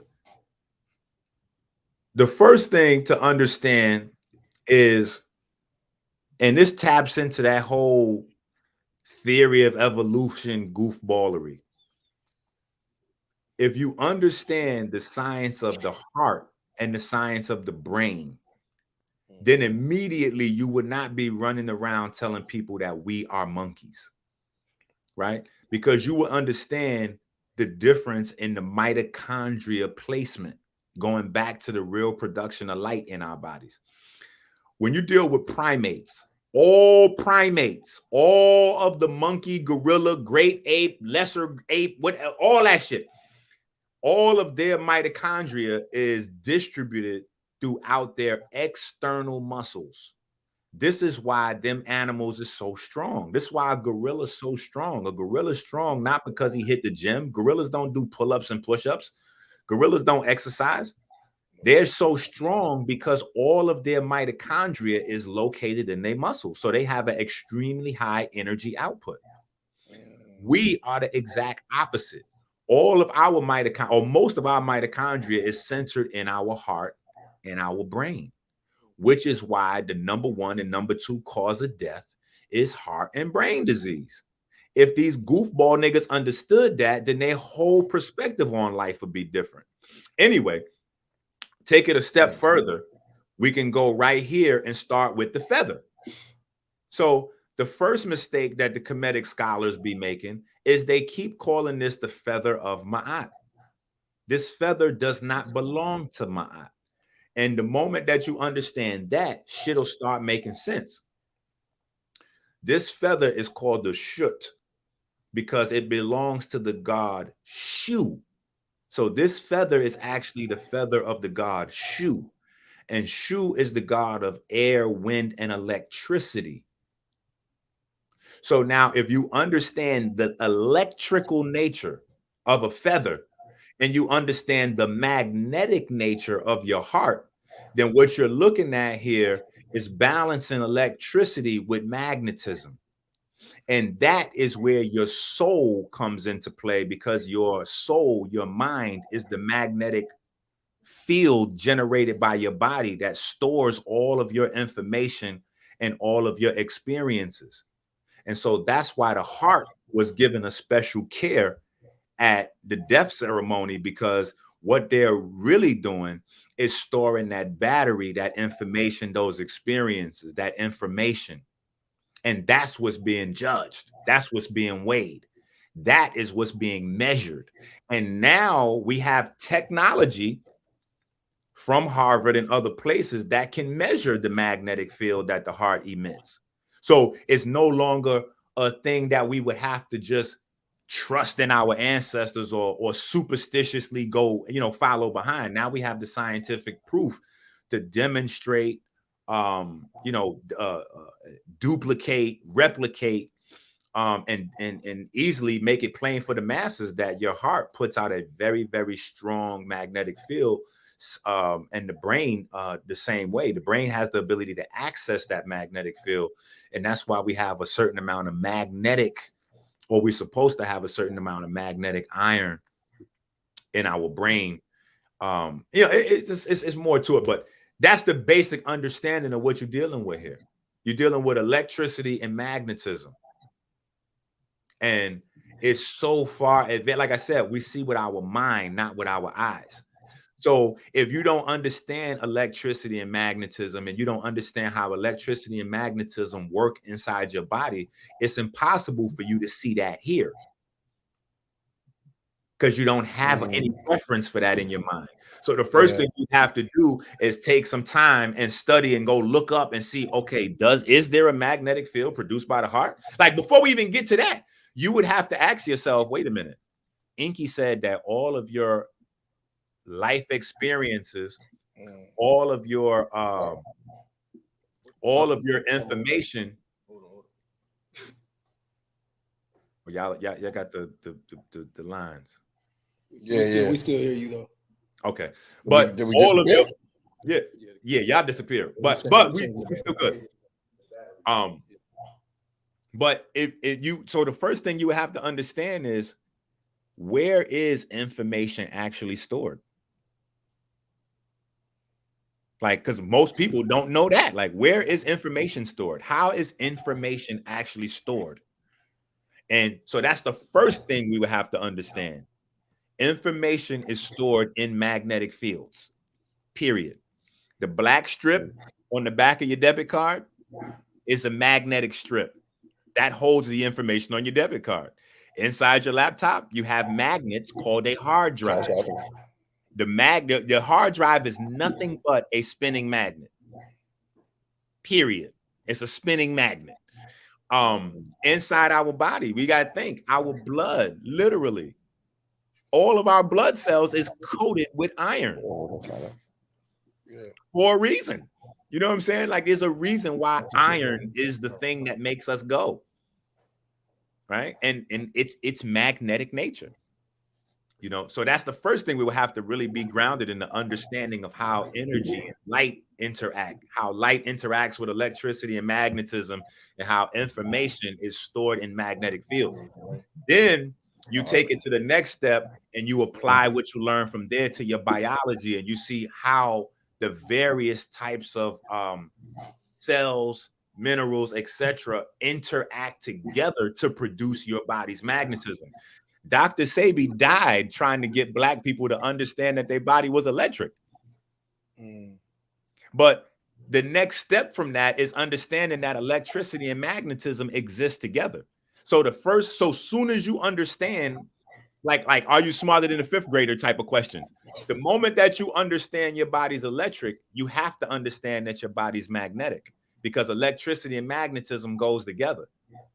And so really, Dr. Sebi's whole program was basically an extension of what he learned throughout the nation and his time studying the 5% and all of that. A lot of people don't understand that Sebi had that part in it. They don't know that Sebi was with the nation. He was with the gods and all that. So they don't understand that Sebi jumped out the gate as the piece with the magnetic, which is why iron was the central feature of everything that he discussed. It was all about iron. And that's because iron immediately brings electricity, magnetism, and upgrades your body's ability to produce light internally. So these are the things that we really need to be dealing with if we talking about we scientifically sound, and you got goofball ass Lord Jamar talking about the gods need to upgrade their information. Bro, you got to pump your brakes. You haven't even mastered supreme mathematics yet. And I could tell you haven't mastered supreme mathematics yet, because if you do, that means that you know chemistry. And if you don't understand the relationship of supreme mathematics to chemistry, then you don't really understand it. So niggas can any day run circles around me quoting the lessons of Father Allah. But again, they don't add anything on to it. The whole point was to add on. When you're in the cipher building, you're supposed to add on. And immediately, the first thing that stood out to me from 120 was not any parts of the 120. It was the number 120 in and of itself. Right? People study in supreme mathematics and forget that it's supreme mathematics. Look at the numbers. The number 120. 120 is the maximum valence of electrons an atom to hold. So 120 is the number that governs the periodic table. So for me studying atoms and chemistry was my way of studying 120.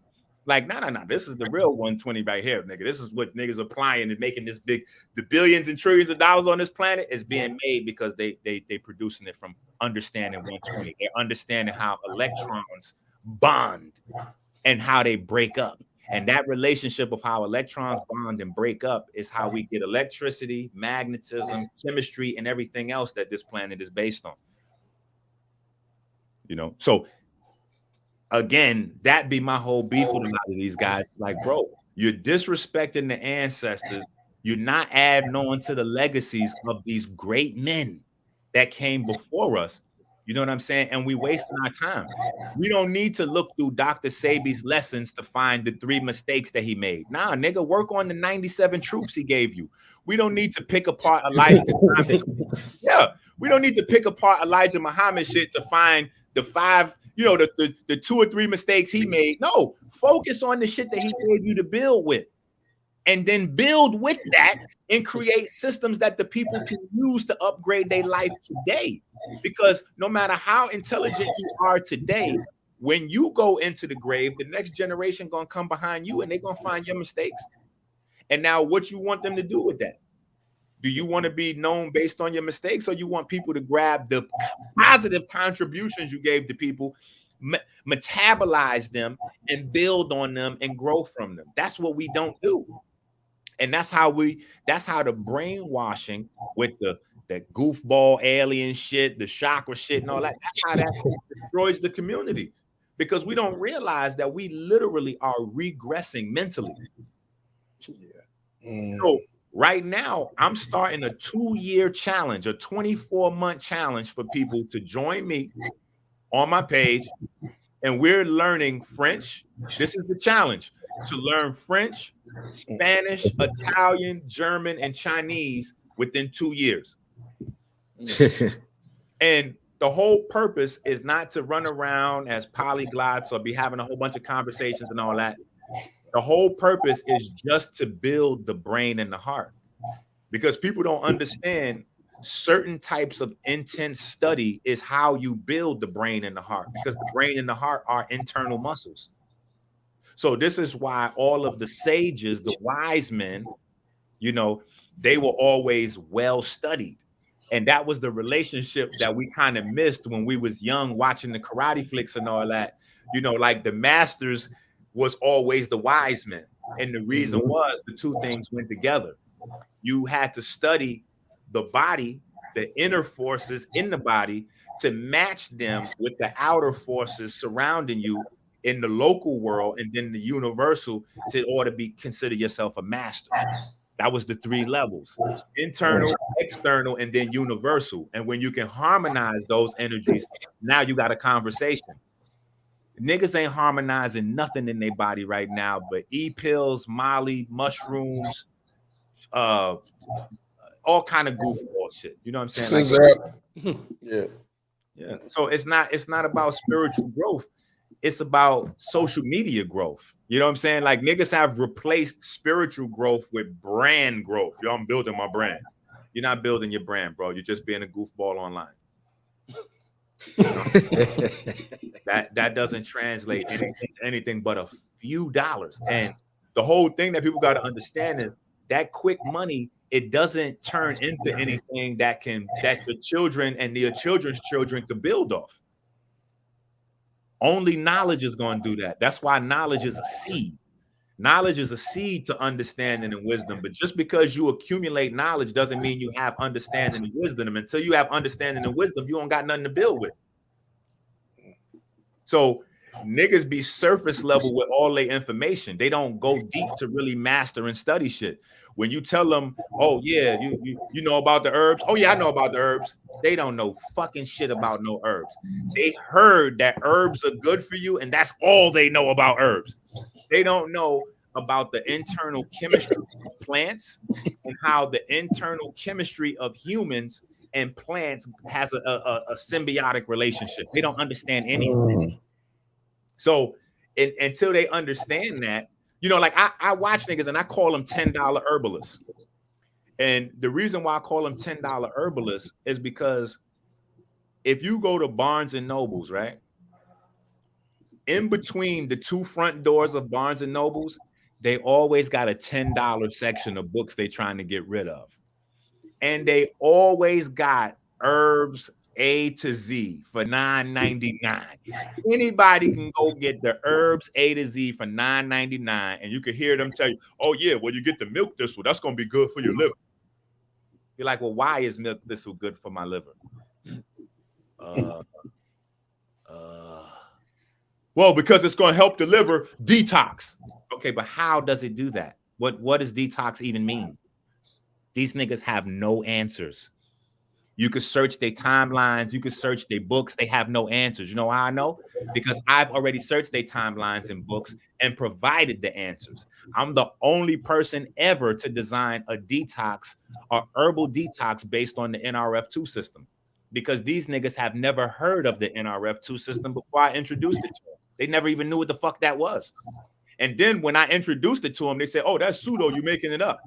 Then I had to go online and show all of the fucking patents that white folks is filing on the NRF2 system to be able to modify and modulate your actual immune system.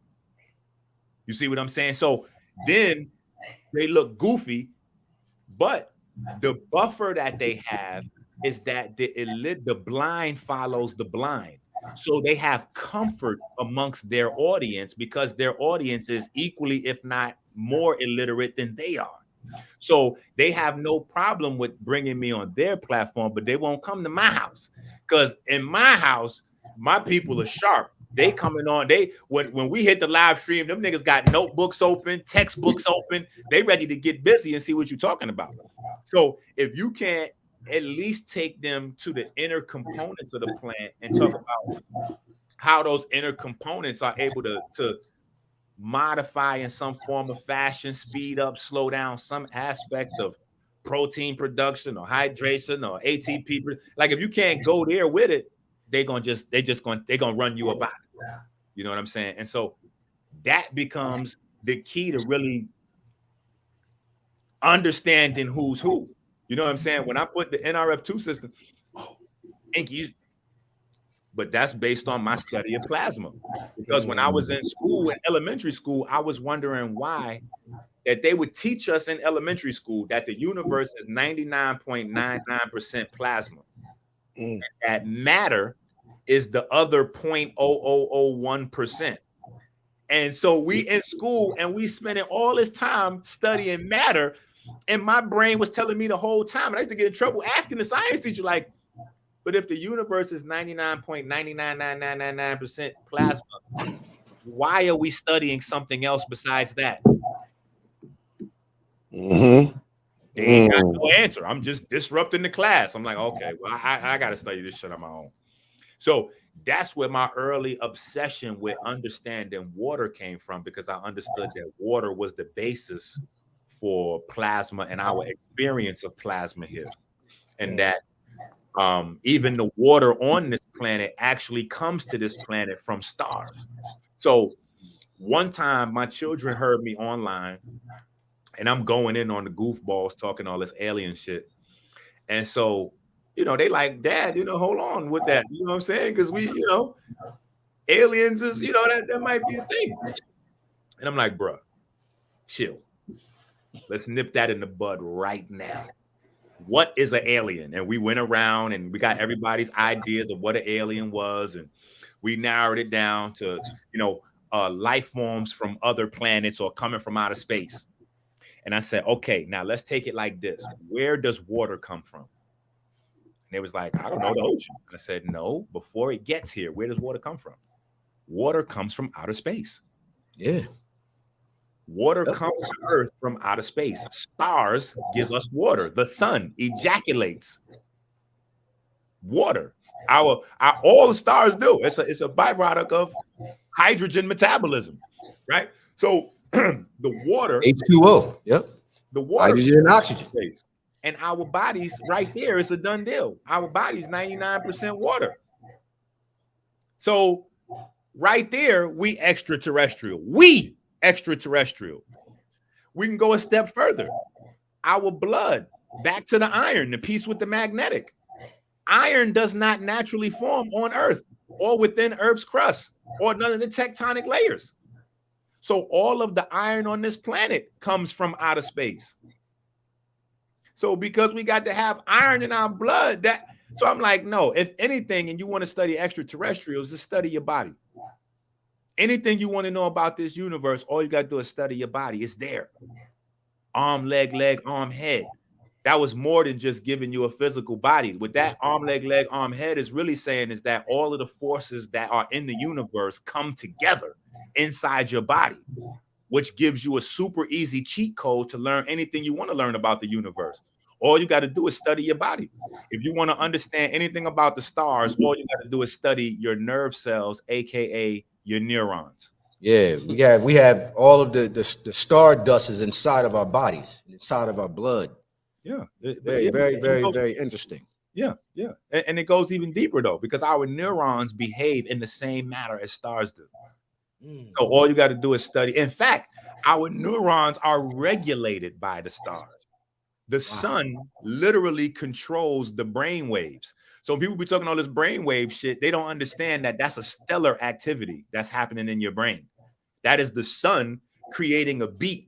You know what I'm saying? Like niggas want to get deep with the beats. The sun is the original producer. You know what I'm saying? So, and the earth is a sound sphere. The earth is a soundproof booth. Like I go into it in my I King Cube book. The earth is a sound sphere. It's a soundproof booth. That's why your sense of hearing is deeper and has more depth than your sense of sight.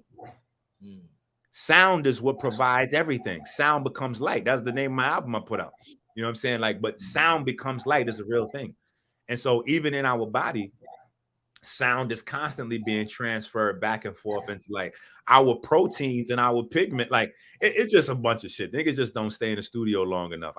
For me, the library is also the studio. So you might hear me saying niggas don't stay in the studio long enough. I've been referring to niggas reading, staying in the library. You know what I'm saying? Like, yo, they don't read enough books to fuck with me. You know what I'm saying? And then I'll beat these so-called scholars up so bad that these niggas be on video saying, yeah, well, you just talking all that shit you learned from books. I'm like, well, wait a minute, nigga, don't you call yourself a scholar? Where are you learning your shit from? If it's not from books, like we help us out. And then at that point, they only got two answers for you.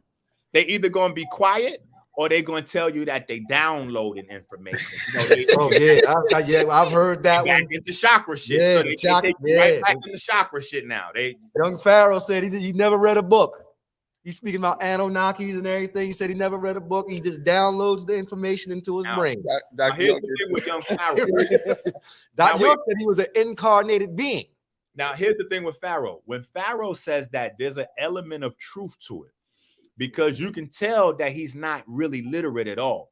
And when he's saying he's downloading his information, what he's saying or what he means to say, what he's hiding is that all he's been doing is remixing other niggas' YouTube videos. So he really hasn't read any books. He's watching other niggas' YouTube videos and then passing it off as his information. He's not doing any firsthand study.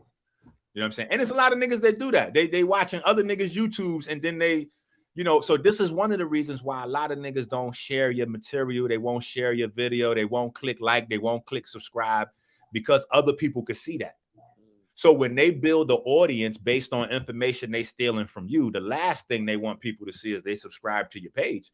because now people just want to leave their page and come watch. They want the shit uncut. They gonna cut the middleman out. Like, hold on, we getting this shit stepped on from this nigga. We might as well go over here to Enqi page. We might as well go to Enqi page and get this shit firsthand like they don't. You know what I'm saying? So it be like that. You know what I'm saying? Like, Wow. you know, old school shit. If you want to hide shit from black folks, put it in a book. Dr. Ink, without milk and all of that stuff, where's the best place for us to get iron and calcium? Greens. Greens is super high in calcium, high in iron. Everything is there in the plants. Everything is in the plants. What about, is kale one of those greens? Should we eat kale? Like, absolutely. Kale is all greens. All greens is good. Look, I ain't gonna give y'all none of that conversation about hybrid food versus non-hybrid food. Because you know I was getting at with that, right? Well, here's the thing. And there's a philosophical conversation where that all is relevant, but in real time, right? Most of the people that's watching, right? These niggas is eating pizza, they eating chicken and french fries from the Chinese restaurant, they eating dirty burgers. Like, so for 99% of our audience watching, any actual produce will be better than the processed food. Period. Anything you get from the produce section is going to be better from the shit in the middle of the supermarket. The middle of the supermarket got shit in plastic bags, boxes, and cans. Anything you can get from the outside row is going to be better than the shit from the inside. Period. Right. So I tell people when they switching over, if they interested in switching over to a healthier diet, don't worry about all them fake ass food lists that niggas done plagiarized from Dr. Sebi. Don't even worry about my food list. I tell niggas, don't worry about no food list. That shit is going to destroy your, it's going to destroy your momentum, getting caught up in all these senseless debates about shit that don't matter. If you eat Popeye's chicken right now and you feeding your children Happy Meals, nigga, feel free to eat anything from the produce section. Don't even worry about whether it's sprayed with pesticide or not. Period. That's real. You could get you a handful of berries that been sprayed with all kind of shit, and that shit is still gonna be more nutritious than a fucking Big Mac or a Happy Meal. Like, so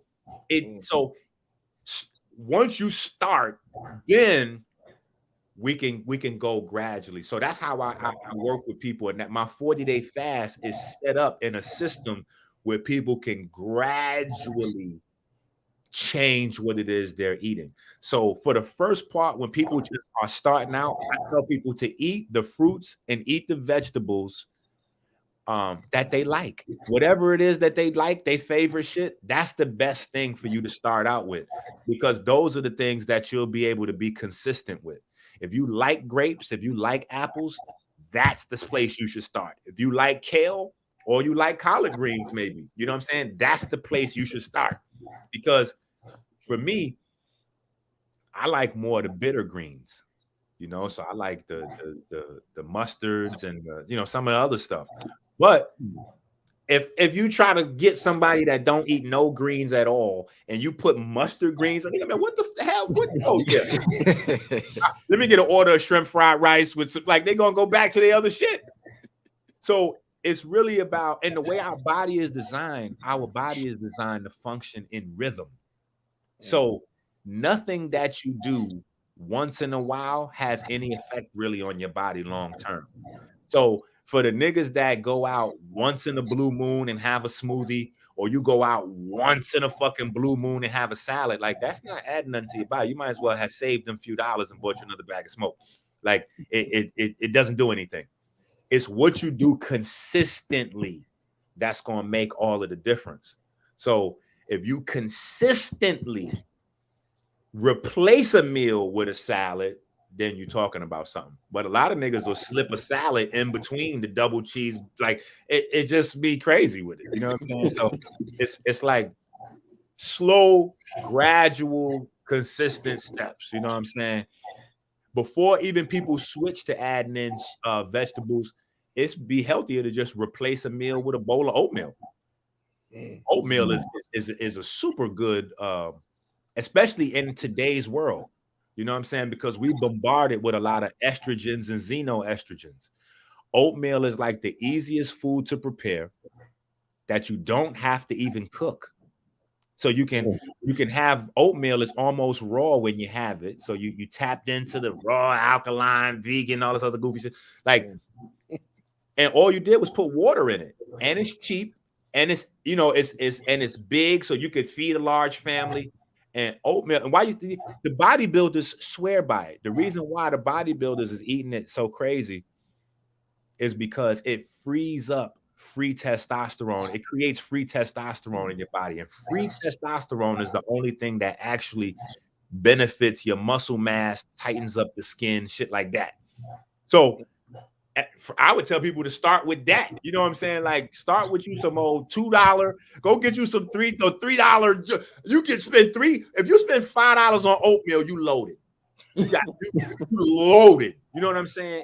So it works. If you got big family, budget, like all them things come into matter when we trying to fill up the refrigerator. What we eat is for most people, what you eat is your largest expense. You know what I'm saying? So if we're not gonna put money into the food conversation, we're not having a real combo. So it's easy for people to switch, bring some oatmeal in, replace a meal. You know what I'm saying? Once you get a little more swaggy with adding different types of fruits and vegetables into your diet while you still eat meat, you know what I'm saying? I say that taking the meat out should come later, because I watch a lot of people who immediately go to eliminate meat from their diet, and their diet is the worst ever. All they doing is eating pasta, rice, mashed potatoes, French fries with veggie soy patties and goofball shit. Oh yeah. So you still ain't getting no produce in. Like, people don't understand. The nutrition comes from eating the plants. So going vegan is supposed to be about consuming more plants. But most people think that vegan means that you're avoiding meat and dairy. So niggas have created elaborate systems so that you can avoid meat and dairy, but still not improve your health, which is the reason why the focus large scale on vegan is meat replacement, to the point where KFC is now selling quote unquote meatless chicken. And that's crazy. When they start they got the buckets, they got the buckets of fried chicken, green buckets. the green buckets of fried chicken. And check this out. Them shits is not vegan. Wow. It's not vegan because it's protein, right? So you got to understand just a little bit of chemistry. It's protein, plant-based protein, but you're cooking the plant-based, you're frying it in the same grease that you fry the meat in. So if you understand how that fat is going to interact with them proteins, all of the meat shit is going to be absorbed into them plant proteins, and you just wasted your time. You might as well have got your ass some chicken. You might as well just got the chicken bucket. Might as well just got the chicken, because you got all of the problems that come with the chicken without the chicken. Nigga, if I'm going to have problems, I might as well have a program. Like, come on now, I might as well get me some fucking chicken. You know what I'm saying? So it's but again, it goes back to the blind leading the blind. People don't understand how their body work. They don't understand how plants work. They don't understand the main basis for information transfer from plants to cells, right? So you have inside your DNA is made up of nucleosides and nucleotides. All genetic material is made up of nucleosides and nucleotides. When we consume the plants give us fresh nucleosides and nucleotides, and that information gets transferred to ours. And now we have new information from our local environment if we're eating local produce, but we have new information from the environment to help our body keep up with the bacteria and the viruses. Plants is what allows us to have an up-to-date immune system, because plants don't have the ability to run. They have to deal with all the bacteria and the viruses we do. Only thing is, they have an advanced internal chemistry so that their body can produce different compounds to neutralize the bacteria and the viruses way faster than the bacteria and the viruses can even change. We don't have that ability. So we have to consume the plants to grab the information that our body needs to handle the exposures to these bacteria and these viruses. Secondarily, I'll leave it there. We have to have that. Keep going, yo. Keep going, guys. Keep going in, yo. Well, the whole thing is like people say, for instance, you got to eat animals for protein, but no warm-blooded man, no animals produces protein. Only plants do. Period. Wow. You have your arrow. Oh, let me focus it in on these, because these are the centers of usable protein, because some people take it to an unrealistic place. Plants are the only things that produce aromatic amino acids. It's aromatic amino acids that's at the center of all amino acid and protein function in your body. So if you don't have aromatic amino acids, you're dead. When they spray pesticides and chemicals on the plants, what they're doing is neutralizing those aromatic amino acids. Those aromatic amino acids is what builds your brain, what builds your heart, right? That feeds the mitochondria, because that's where your pigments come from. All the pigments in your body are synthesized based on tyrosine, phenylalanine, and tryptophan. Those are your aromatic amino acids. Animals can't create them. That's what we need when we talk about need, something you can't live without. That only comes from plants. That's why every animal on this planet has to consume plants either directly or indirectly by consuming animals that consume plants. And even the Bible gave instruction on this shit. But again, niggas don't stay in the studio long enough to really understand what it is. Serious. Because I have conversations with niggas on the Bible. Like when you look at the Hebrew Israelite brothers, a lot of my beef with them, because I'm an Israelite at heart, you know what I'm saying? But I haven't really found the group that really take it serious in certain aspects to really, you know, to go all the way in with it. You know what I'm saying? And it starts right there with the diet. The first chapter of the Bible tell you what the diet is. Period. The first chapter of the Bible tell you your diet is supposed to be plant-based. The last chapter in the Bible, Revelation, tell you when you get sick, you're supposed to take herbs. So I'm trying to figure out how it is that we live in a country that's a 90% Bible-based country, and niggas are talking about they're going to get shots, pills, and all kind of other shit. I'm like, y'all don't really follow that book. Because that book will tell you the herbs are for the healing of the nations. Go back to the plant. But you're going to always have niggas that want to justify their vices. They say, well, hold on, because, you know, in Exodus, in Deuteronomy, and over here, you know, we had the unclean animals with the clean animals. And that was, we had got the ability to eat the clean animals. I said, see, y'all niggas ain't really reading that book. And half you niggas might be reading it, but you don't know how to read good. So you're not understanding what you're reading. And then you got goofball niggas talking about you need to be anointed to fully understand the Bible. And that that's the Bible chakra shit. See, everybody got their own shit where logic runs out and superstition kicks in. So if you actually look at the Bible and you see the situation and how the whole clean animals versus dirty animals came about, you would see that you have two situations where first of all, we got to go to agriculture. In order to have plants to eat, you have to either plant them yourself and grow them, or you have to have a working knowledge of the plants that's around you, because nature produces just as much poisons as nutrients. So if you're going out there thinking just because it's natural, it's good for you, your ass gonna die quick. It's just as much nutrients in plants as poisons. So you can't just go out and start eating anything you see growing out of it. That you can't, you'll die quick. So you have to either grow it yourself, or you have to have a working knowledge of what grows wherever you are.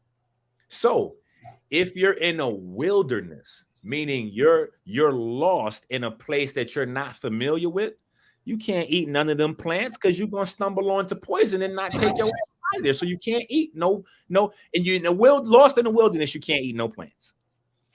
Secondly, if there's a flood and all the plants are covered up, you can't eat no plants. There's no plants to eat. And then when the dove fly out and the plant comes in and you find land, you're in a new place where you don't know what the shit is that's growing there. So you still can't eat the plants. So in those two types of emergency situation, they got instruction of clean animals versus dirty animals. And the Bible clearly makes the difference and lets you know, but you got to do more study. You got to stay in the studio a little bit longer. And you'll notice that all of the dirty animals are animals that eat other animals.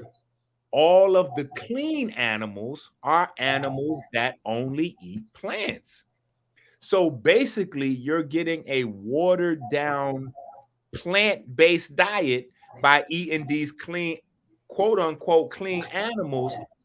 But that's a band-aid until you could get back to plan A, which was in the first chapter. So if you find yourself in the wilderness, a flood, or any other type of situation when you can't eat what you're supposed to, okay, you went in Rome, do as the Romans do. Don't die. Don't commit harikari. Don't commit suicide, nigga. You got to eat something.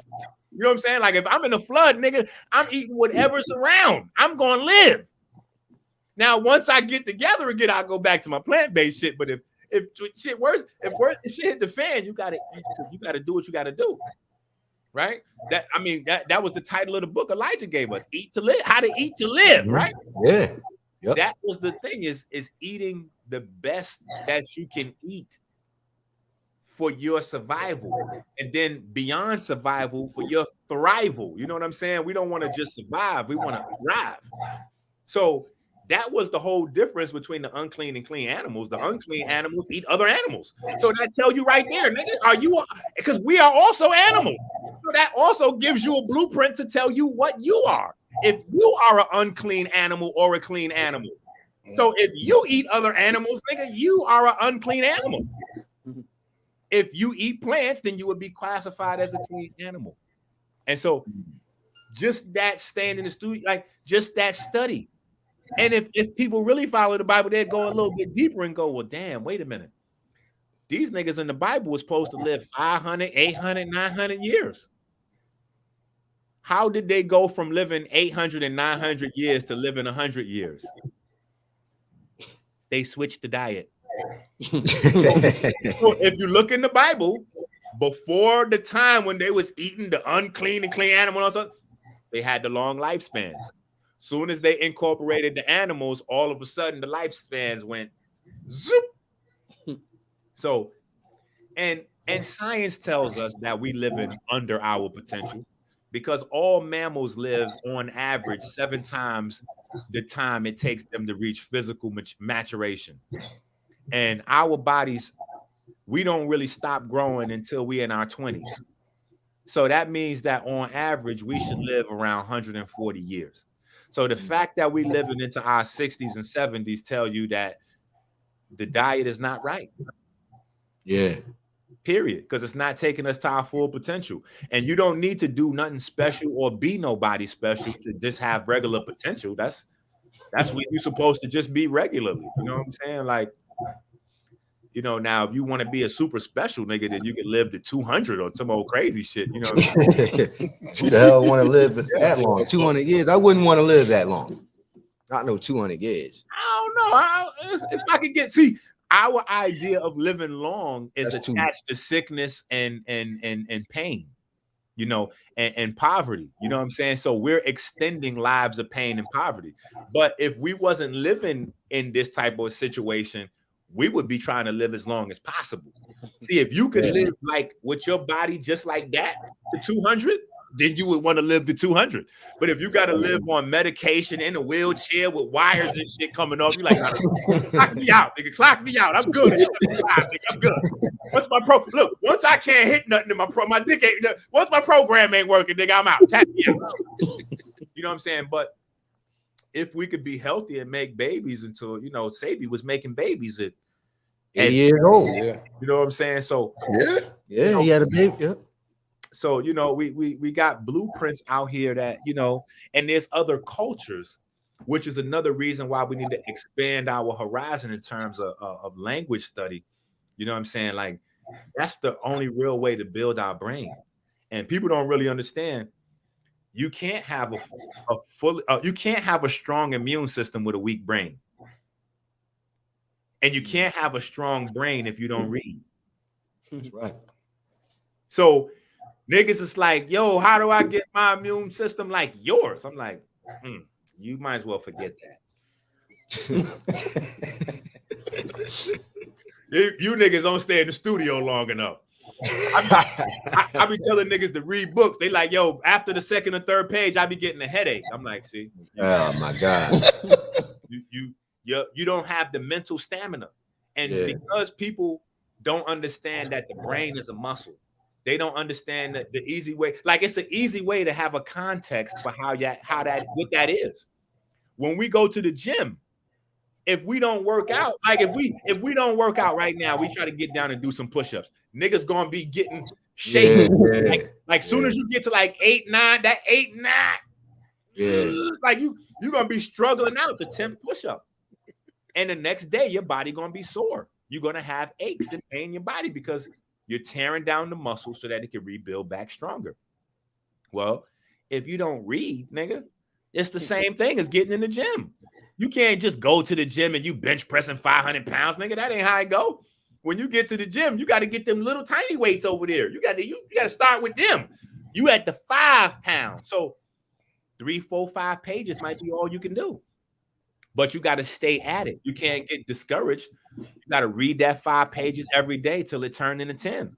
And read the 10 pages every day till it turned into 20, till it turned into 50, till it turned into 100, till you can read as long as you awake and you don't have no problem with it. Then you building that muscle up. So that's a part of the reason why I had this 24-month challenge, because nothing builds the brain like other languages. In fact, scientists have already demonstrated that literally your brain starts to die the moment you stop learning new words every day. So literally, the income of new words determines the youth, vitality, and strength of your brain. And if you understand your brain's connection through your nervous system to your immune system, you dumb ass niggas that can't read, of course you niggas gonna be super susceptible to the fucking corona and any fucking else thing that's floating around, goofballs, because your goddamn communication system don't even work. You don't read. And these niggas trying to listen to books. Stop that shit. Knock it off. The audio junk. No, I heard the audio book. Nigga, you gotta read the book. You got the book. And then, you know, I be busting people out. You know what I'm saying? Like what I have to do for people's health makes me be the bad guy, because I gotta bust people out. You know what I'm saying? When niggas put more money into their shoe game than their library, I gotta bust you out. Because they look at me, they're like, "Oh, Enqi, we know what that Gucci, that blazer, we know what that costs. That's 3,000-4,000. Calm the fuck down. My library is sicker. Whatever's in my closet, my library's sicker. So before we put anything on our back or on our feet, we put it in our mind. We put more money into our library than we do in our closet. Women, your purse game sicker than your library game. Stop it. You look like a goofball and a bird. The globe. This is why this is why people around the globe don't respect American blacks. Even other black people from other countries don't respect American blacks. And the reason is because niggas are largely dumb. Period. Even niggas that spend a little bit of money on books, I'll go right to their house and bust them out. I'll be like, hey, have you read that? Oh, I was getting ready to start that. Well, all right, cool. Oh, no, I'm about to start that. I'm like, well, hold on. You got a lot of shit up in this. You got a lot of shit in this bookshelf, my nigga. Pull out the books that you have actually read cover to cover. Let me see those books. Yeah. Oh, well, you know, I ain't really get stuff. I'm like, so you fraud, nigga. You walking around with fake gold, nigga. You got fake jewelry, nigga. You got a library full of books you ain't read. That's the same as a nigga frauding with fake jewelry. You look crazy out here in these streets. Niggas got Chancellor William books up there. You ain't read none of that shit. So you don't know what the fuck is in them books. Niggas just be looking at books. You brought up Unc, goofy ass. Unc is illiterate. Wait. What do you mean? You saying the brother? You saying he can't read? Yeah, I know it a little. You saying the brother can't read? Unc cannot read. We done bust Unc out mad times and asked Unc to read live. Unc can't read. Hold on, though. He breaks down some. No, he don't. No, he don't. And don't say on video. Listen, let me help you. Don't say on video ever that Unc broke anything down, because the smart people gonna be like, damn, you must not know. If Unc broke something down, you in trouble. I had Unc admit that he was a heroin addict online, live, in front of 20,000 people live. Unc admitted that he was snorting heroin and cocaine, and he's illiterate. Well, maybe that was back. No, but he's still illiterate. Whether he's still snorting the heroin and the coke, he's still illiterate. And when you don't read, again, you don't build the brain. So if you got 10, 20 years worth of snorting coke and heroin, that's brain damage. What have you done diet-wise or reading-wise to recover the damage to your brain that you got 2 decades worth of snorting heroin? No. This is just real fact. Yeah. I'm not laughing like that. Like it's not like we all come from someplace. We all from the street.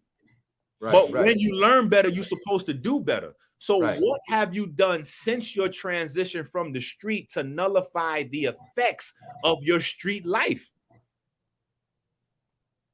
0. He's still eating KFC shit. The jury's out on whether he's still snorting powder. I don't think he's doing that. I think you saying that for video purposes, but I'm gonna let you away with that. Because people can function with cocaine. Cocaine, it's not crack or heroin. People can function. There's a lot of people snort cocaine. Listen, probably about 50% of the motherfuckers watching this video right now fuck around with some pills or some powder. It's just where we live at in America. 90% of the world's drugs are consumed in America. We would be fooling ourselves to think that with 1,000 niggas watching, or 5,000 or 10,000 people, that niggas that watch us are not getting high. Niggas are high while they watch it. Niggas are getting high right now watching this video. Listen, you have a group full of illiterate, alcoholic drug addicts that are at home watching these videos. So how are they going to watch a 5-hour video and not get high? Their nerves won't allow them to do it. Niggas got to get high before they watch the video. And then every 2 hours they got to do something to keep the high. They got to bring the high back. Like, keep the high. They don't have that kind of attention span. They got to get high. I ain't gonna lie. I would always go to the cinema, man. I smoke a L before I go in there. You get twisted on the show. Well, I have a little drink. You know what I mean? That's a drink. Hey, at least I can admit it, though. I'm from a time period where we used to, but again, I feel like I'm 44. I feel like I know how to read, though. I feel like my generation was lucky. because I'm 44, my generation. We the same age. Boom. So it was weed and it was alcohol. And the craziest shit that was out for us was the tabs, the little paper acid trip. Oh yeah. Yep. That was the crazy. So I feel like my whole generation was lucky because we was after the woolies and the coolie niggas with the crack and the smoking. We was after them, but we was before this new age with the Mollies and the E and the. So we was like right in that group where we was cool. Nigga, give me a little couple of glasses of Hennessy with something to roll up and put together. I'm Gucci. I don't need nothing more than that right there. You know what I'm saying? But it's a wild place. It's a wacky world of sports out there. You know what I'm saying? So niggas do a lot of shit right now. It's a lot of niggas that's online that, these niggas powder their nose and they turn around and present themselves as scholars. But the thing is, they have to attack, and they really don't have to do it, but they feel the internal need to attack people like me because my presence makes them feel a certain way about themselves. So it hurts them. You know what I'm saying? Because they feel comfort when they amongst each other because they all fuck ups and they all illiterate together. Once you put any bit of light in the room, all of the darkness got to go to the corner. Just a fact. Yeah. You know what I'm saying? So I bring that light. You know what I'm saying? And them niggas can't fuck around. We didn't have plenty of interactions, plenty of conversations. It's over. It's 10 years in the game. They know what time it is. No doubt. Yo, brother. Oh, man. Dr. Enqi, man. Yo. Around this time, my brethren, we got the because I got something coming up. I got a video that we're about to premiere at 6. So we're gonna rock. I mean, at 6 o'clock. What's the name time? So we're gonna interact on that. Right. And we definitely got to bring you back on this, man. This has been very entertaining, man. Yo, we got questions. We gotta go deeper. We gotta make sure we get deep. For the people. So what I need to do is come back on Fridays and do the health shit because people really need that. You know what I'm saying? It's entertaining when you get somebody that's from the community that really understands how these niggas is goofballs. You know what I'm saying? But we got to make sure that we feed the people some real good info to really get niggas together. You know what I'm saying? Let's do that. Let's do that, man. Let's definitely do that for real. Yo, this has been great, yo. Yeah. In the building. I mean, yo, anything else you want to say? I mean, I know you got something coming up, right? You like, you got more bullets in that thing. Nah. It just people just gotta focus on quality, people. You know what I'm saying? Like focus on quality. Make sure you spending time. Like make sure you're doing the right shit. Invest your time and your money into the right places. You know what I'm saying? Like we got to do the right. Yeah, we got to build for ourselves. We sitting around waiting for other folks to build for us while we're building for everyone else. People don't understand. You build with your time and you build with your money. So where you put your money is where you do your building. So when you come around the gods and the brothers and you hear the information and you don't send me no money, you don't send me no cash apps, but you definitely making sure Louis gets some money from you. Gucci got some money from you. Drake got some money from you. The NBA got some money from you. Michael Jordan got some money from. That's not it. We're not building in our community. We're not investing into our own institutions to promote this information, real science in real time to our babies and our families. That is what at the end of the day should be our main objective, man, woman, and child. I knew that this shit was going to become super goofy the moment these dumbass niggas start running around talking about the black woman is God. I said, it's over. It's over. We're done for. The black woman is God. I said, that's not scientific. What's wrong with you niggas? How could the black woman be God at the exclusion of the black man? If the black woman was the first in existence and the black woman is God, the moment she has a son, then the black man is also God because a God can't create nothing less than himself. And It's equally as dumb to say that the black man is God and try to leave the woman out. Because if the black man is God, the moment he has a daughter, she is a God. So you got to go back to the original teachings, which was man, woman, and child. The family unit. That's what we're supposed to build on. And out of that family unit, we're supposed to work on our entrepreneurial shit, our brand, etc. Nigga, your brand is called the last name. You got a brand you was born with. Fuck is these niggas talking about? That's your brand, nigga. Your brand is your family, your babies. That's your real business. But we're taught to ignore that so that we can work for people who are concentrating on their real business. So we get jobs at places where the owners and founders of these companies is passing down the business to their children. And we goofy. We trying to pass our children down money. That's the dumbest thing ever. Money is not a real thing. It don't even last. Why would you leave your children money? You need to leave them knowledge. You need to leave them a working money machine, a business, something that they can understand, not just leave it to them. You got to teach them every facet of it so that when they get their hands on it, they don't run it into the ground and turn into pill poppers. They can advance the business. They can advance the knowledge. They can advance the legacy. They can defend the legacy. You know what I'm saying? It's shameful to look at Dr. Sebi children out here. They look crazy. Oh, they look super crazy. Damn. Oh, I bust them out already. They look super crazy. The grand nephew or whatever the fuck he called himself, this nigga telling motherfuckers the sea moss got 247 minerals in there. I said, nigga, what? Name them. Put them in a list. Let me write that shit down. Get the fuck out of here. But 240. when it's the blind leading the blind, anybody could say fucking anything. You know what I'm saying? Your body don't even have a context for that many. Like, it's just like, nah. You know what I'm saying? But people's in a pandemic. People need to hear something, and it generates $1. You know what I'm saying? I constantly go the opposite direction of money to stick with substance. Constantly. You know what I'm saying? Because somebody's got to toe the line. You know what I'm saying? I could be out here telling niggas I got shit with 300, 400 minerals in there and gassing and misleading the people into spending more money. Nah, why would I do that? It don't make no sense. Just give them the real shit. They was mad as a motherfucker at me because I started telling people the real shit.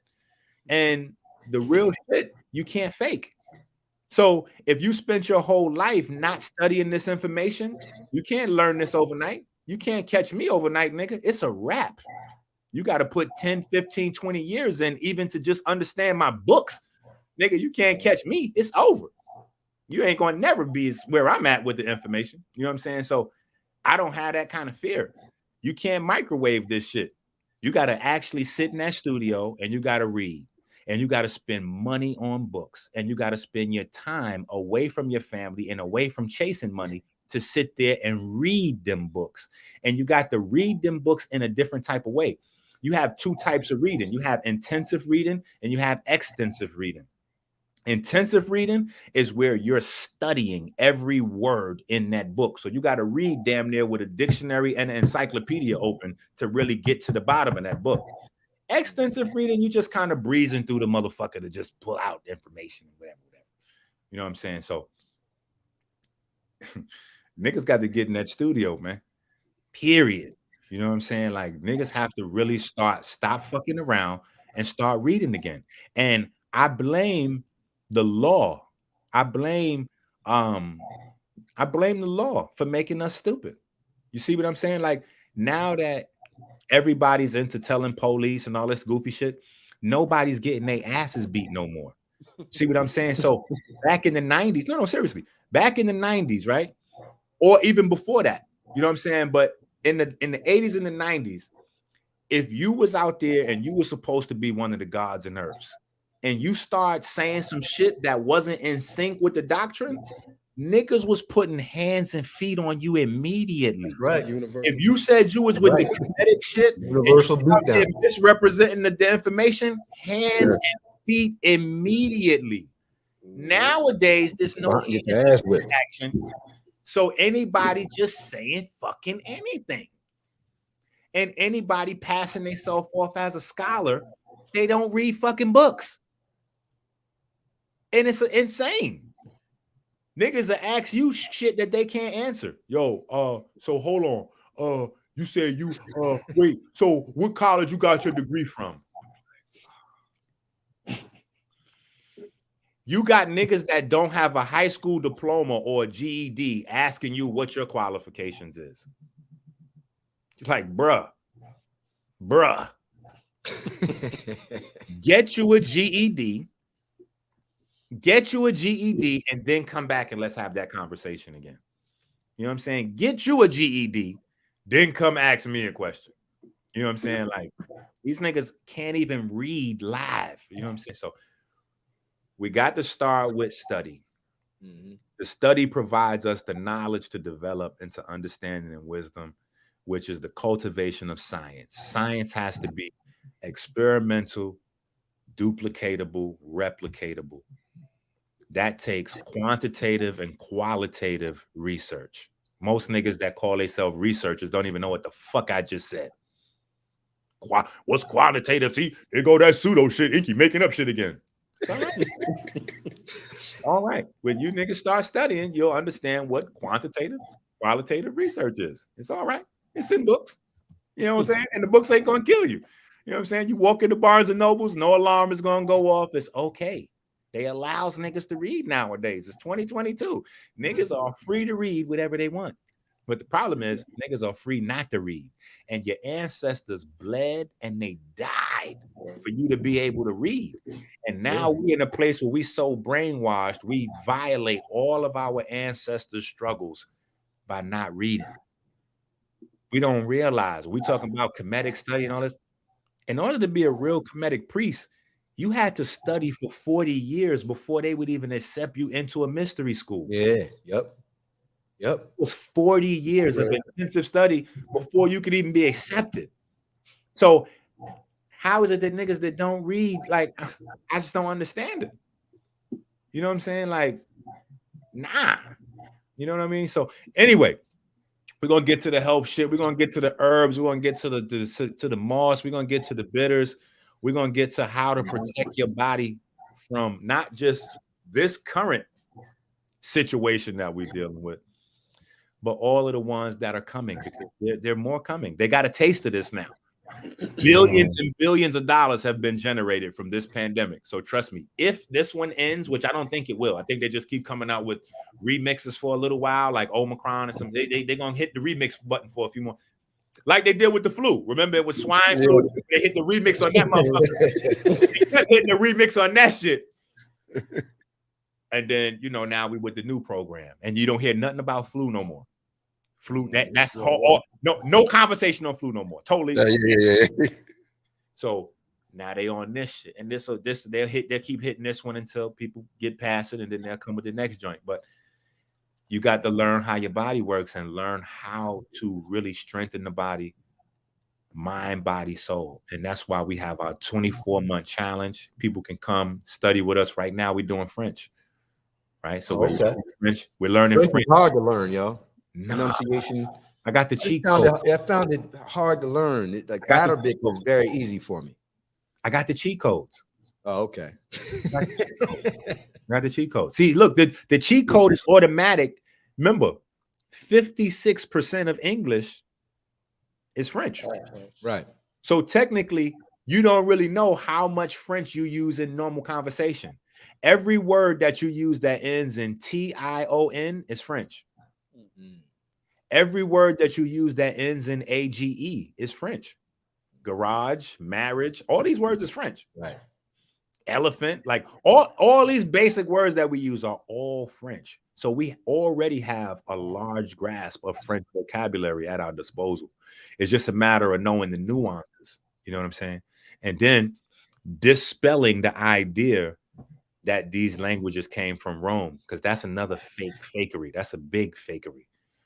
That's a big fakery right there. There's no romance languages, bro. That's a fake story. That's not real. There's no romance languages. Romance languages did not come from Rome. They're not Roman languages. And, you know, if anybody out there, because I know they like to get froggy. Get froggy and jump. I can't wait for somebody. Yes, they is. See, we knew it was going to get.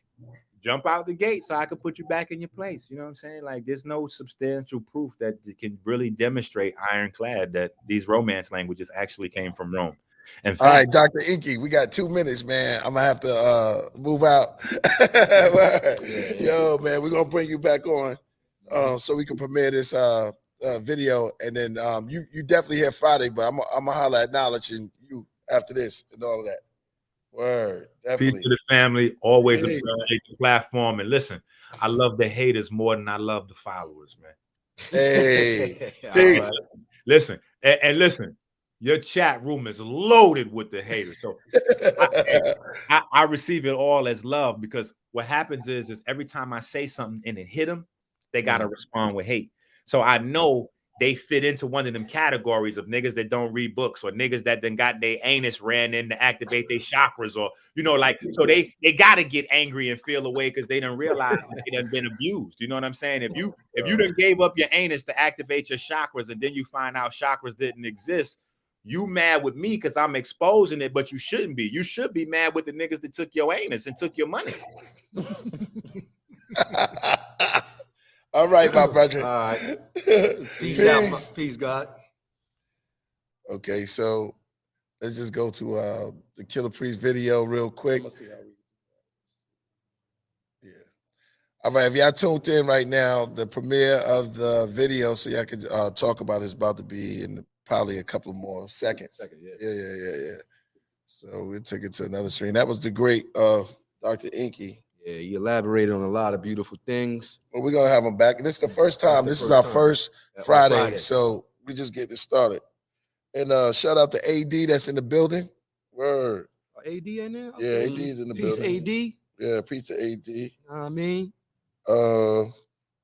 And shout out to Dave Flores, man. David Flores. Yeah. Peace. Even if we miss it, we could always play it back. Yeah. I just try to get it's 5. Young boy David Flores. Oh, damn, we had 10 more minutes. That was good. 10? Yeah, it was good. I've misread that. I could have let him go for another 5. Shout out to Dr. Enqi, and if y'all coming in right now, so we got time to get to it. Yeah, probably another extra page or whatever they can see. All right, y'all. I need y'all to go to YouTube and pull up. We got 10 minutes for the the 3 Fantastic Supermen. The first part is called The Superman Cometh. Shout out to Cover Boy. Shout out to Dave Flores. Did a fantastic job on the first one, which is Mark, Clark, and Art. You know what I'm saying? After dark. And he was dropping some science, man. We got to get ourselves together with the food things. I see y'all out there in a chat room. Some people love it, some people don't. You know what I'm saying? But this long on the podcast is that you get some knowledge from it, and that's at the end of the day. So this is the first time on a Friday. I know somebody had wanted him to elaborate. He will elaborate the next time we come back on the 5% Nation or the. But they can say it, the way you was putting it. I like the way you did it. It was different because y'all could get to see our questions right there, right? We still dialing it in. We're gonna have it worked out next week. Yeah. And there's Sound Daddy TV. Shout out to A Dizzle in the building, man. Yo, we riding the craft, bro. We doing it what we could. You know what I'm saying? Thanks to Knowledge, everybody out there. Reading is fundamental. And listen, man, everything's about growing, man. Shout out to my man Footprints for allowing us to do it here today. And everybody that's tuned in. Okay, now we set up. Yeah, we set up. I guess we're gonna be watching this together, yo. Yeah. Gonna be a countdown. We got 7 minutes. Yeah, I think all you gotta do is it's already loaded. Boom, there it is. Number 2. Yep. Yeah, Superman coming. So I guess it's gonna start the countdown. Oh, they can see it too? We're watching together, yeah. Also, make sure y'all get Doja's book.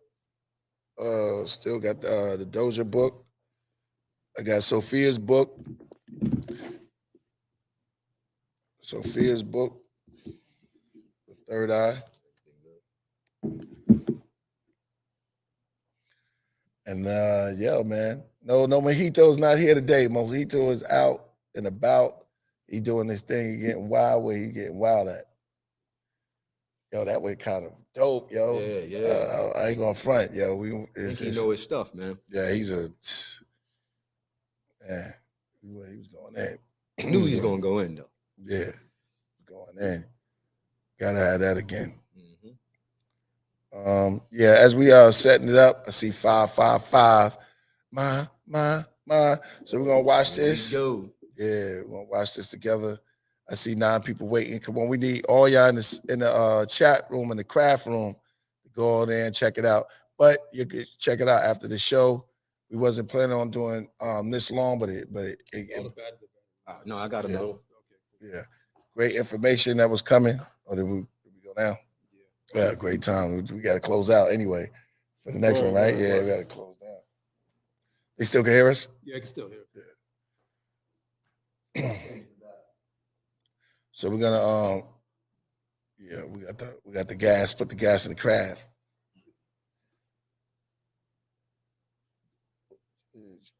Okay. Screen is black. We'll be back. Y'all can still hear us though. I think it's that picture. Yes, the picture. Yeah, that picture. You know the picture. You just got to move it to that spot. There we go. Yeah, we here.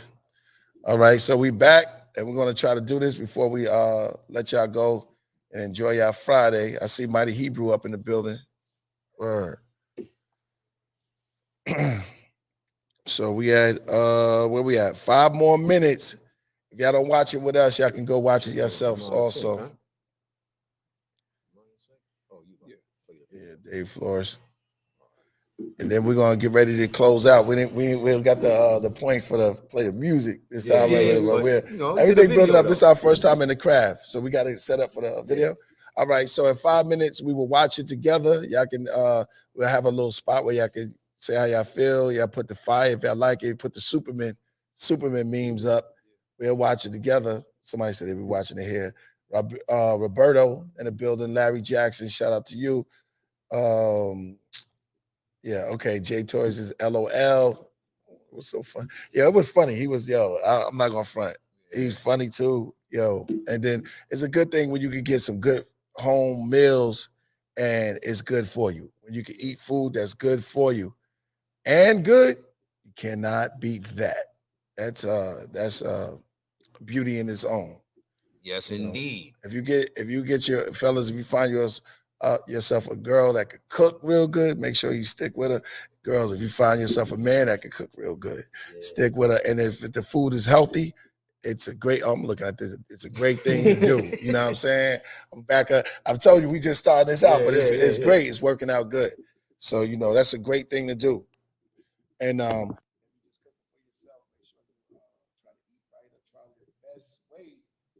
your best ability to eat right, because your body will notice it and get that kind of feeling that kind of thing going together. We have a connection going together back with yourself. So that's all we got to say. So we got a couple of more minutes. We got like 3. Yeah, 3 minutes. 3 minutes before we watch the video, we'll be viewing the premiere. Shout out to A Dizzle AD in the building. He said the audio went out. Somebody, no sound? Oh, word. We got to get up out of here. So.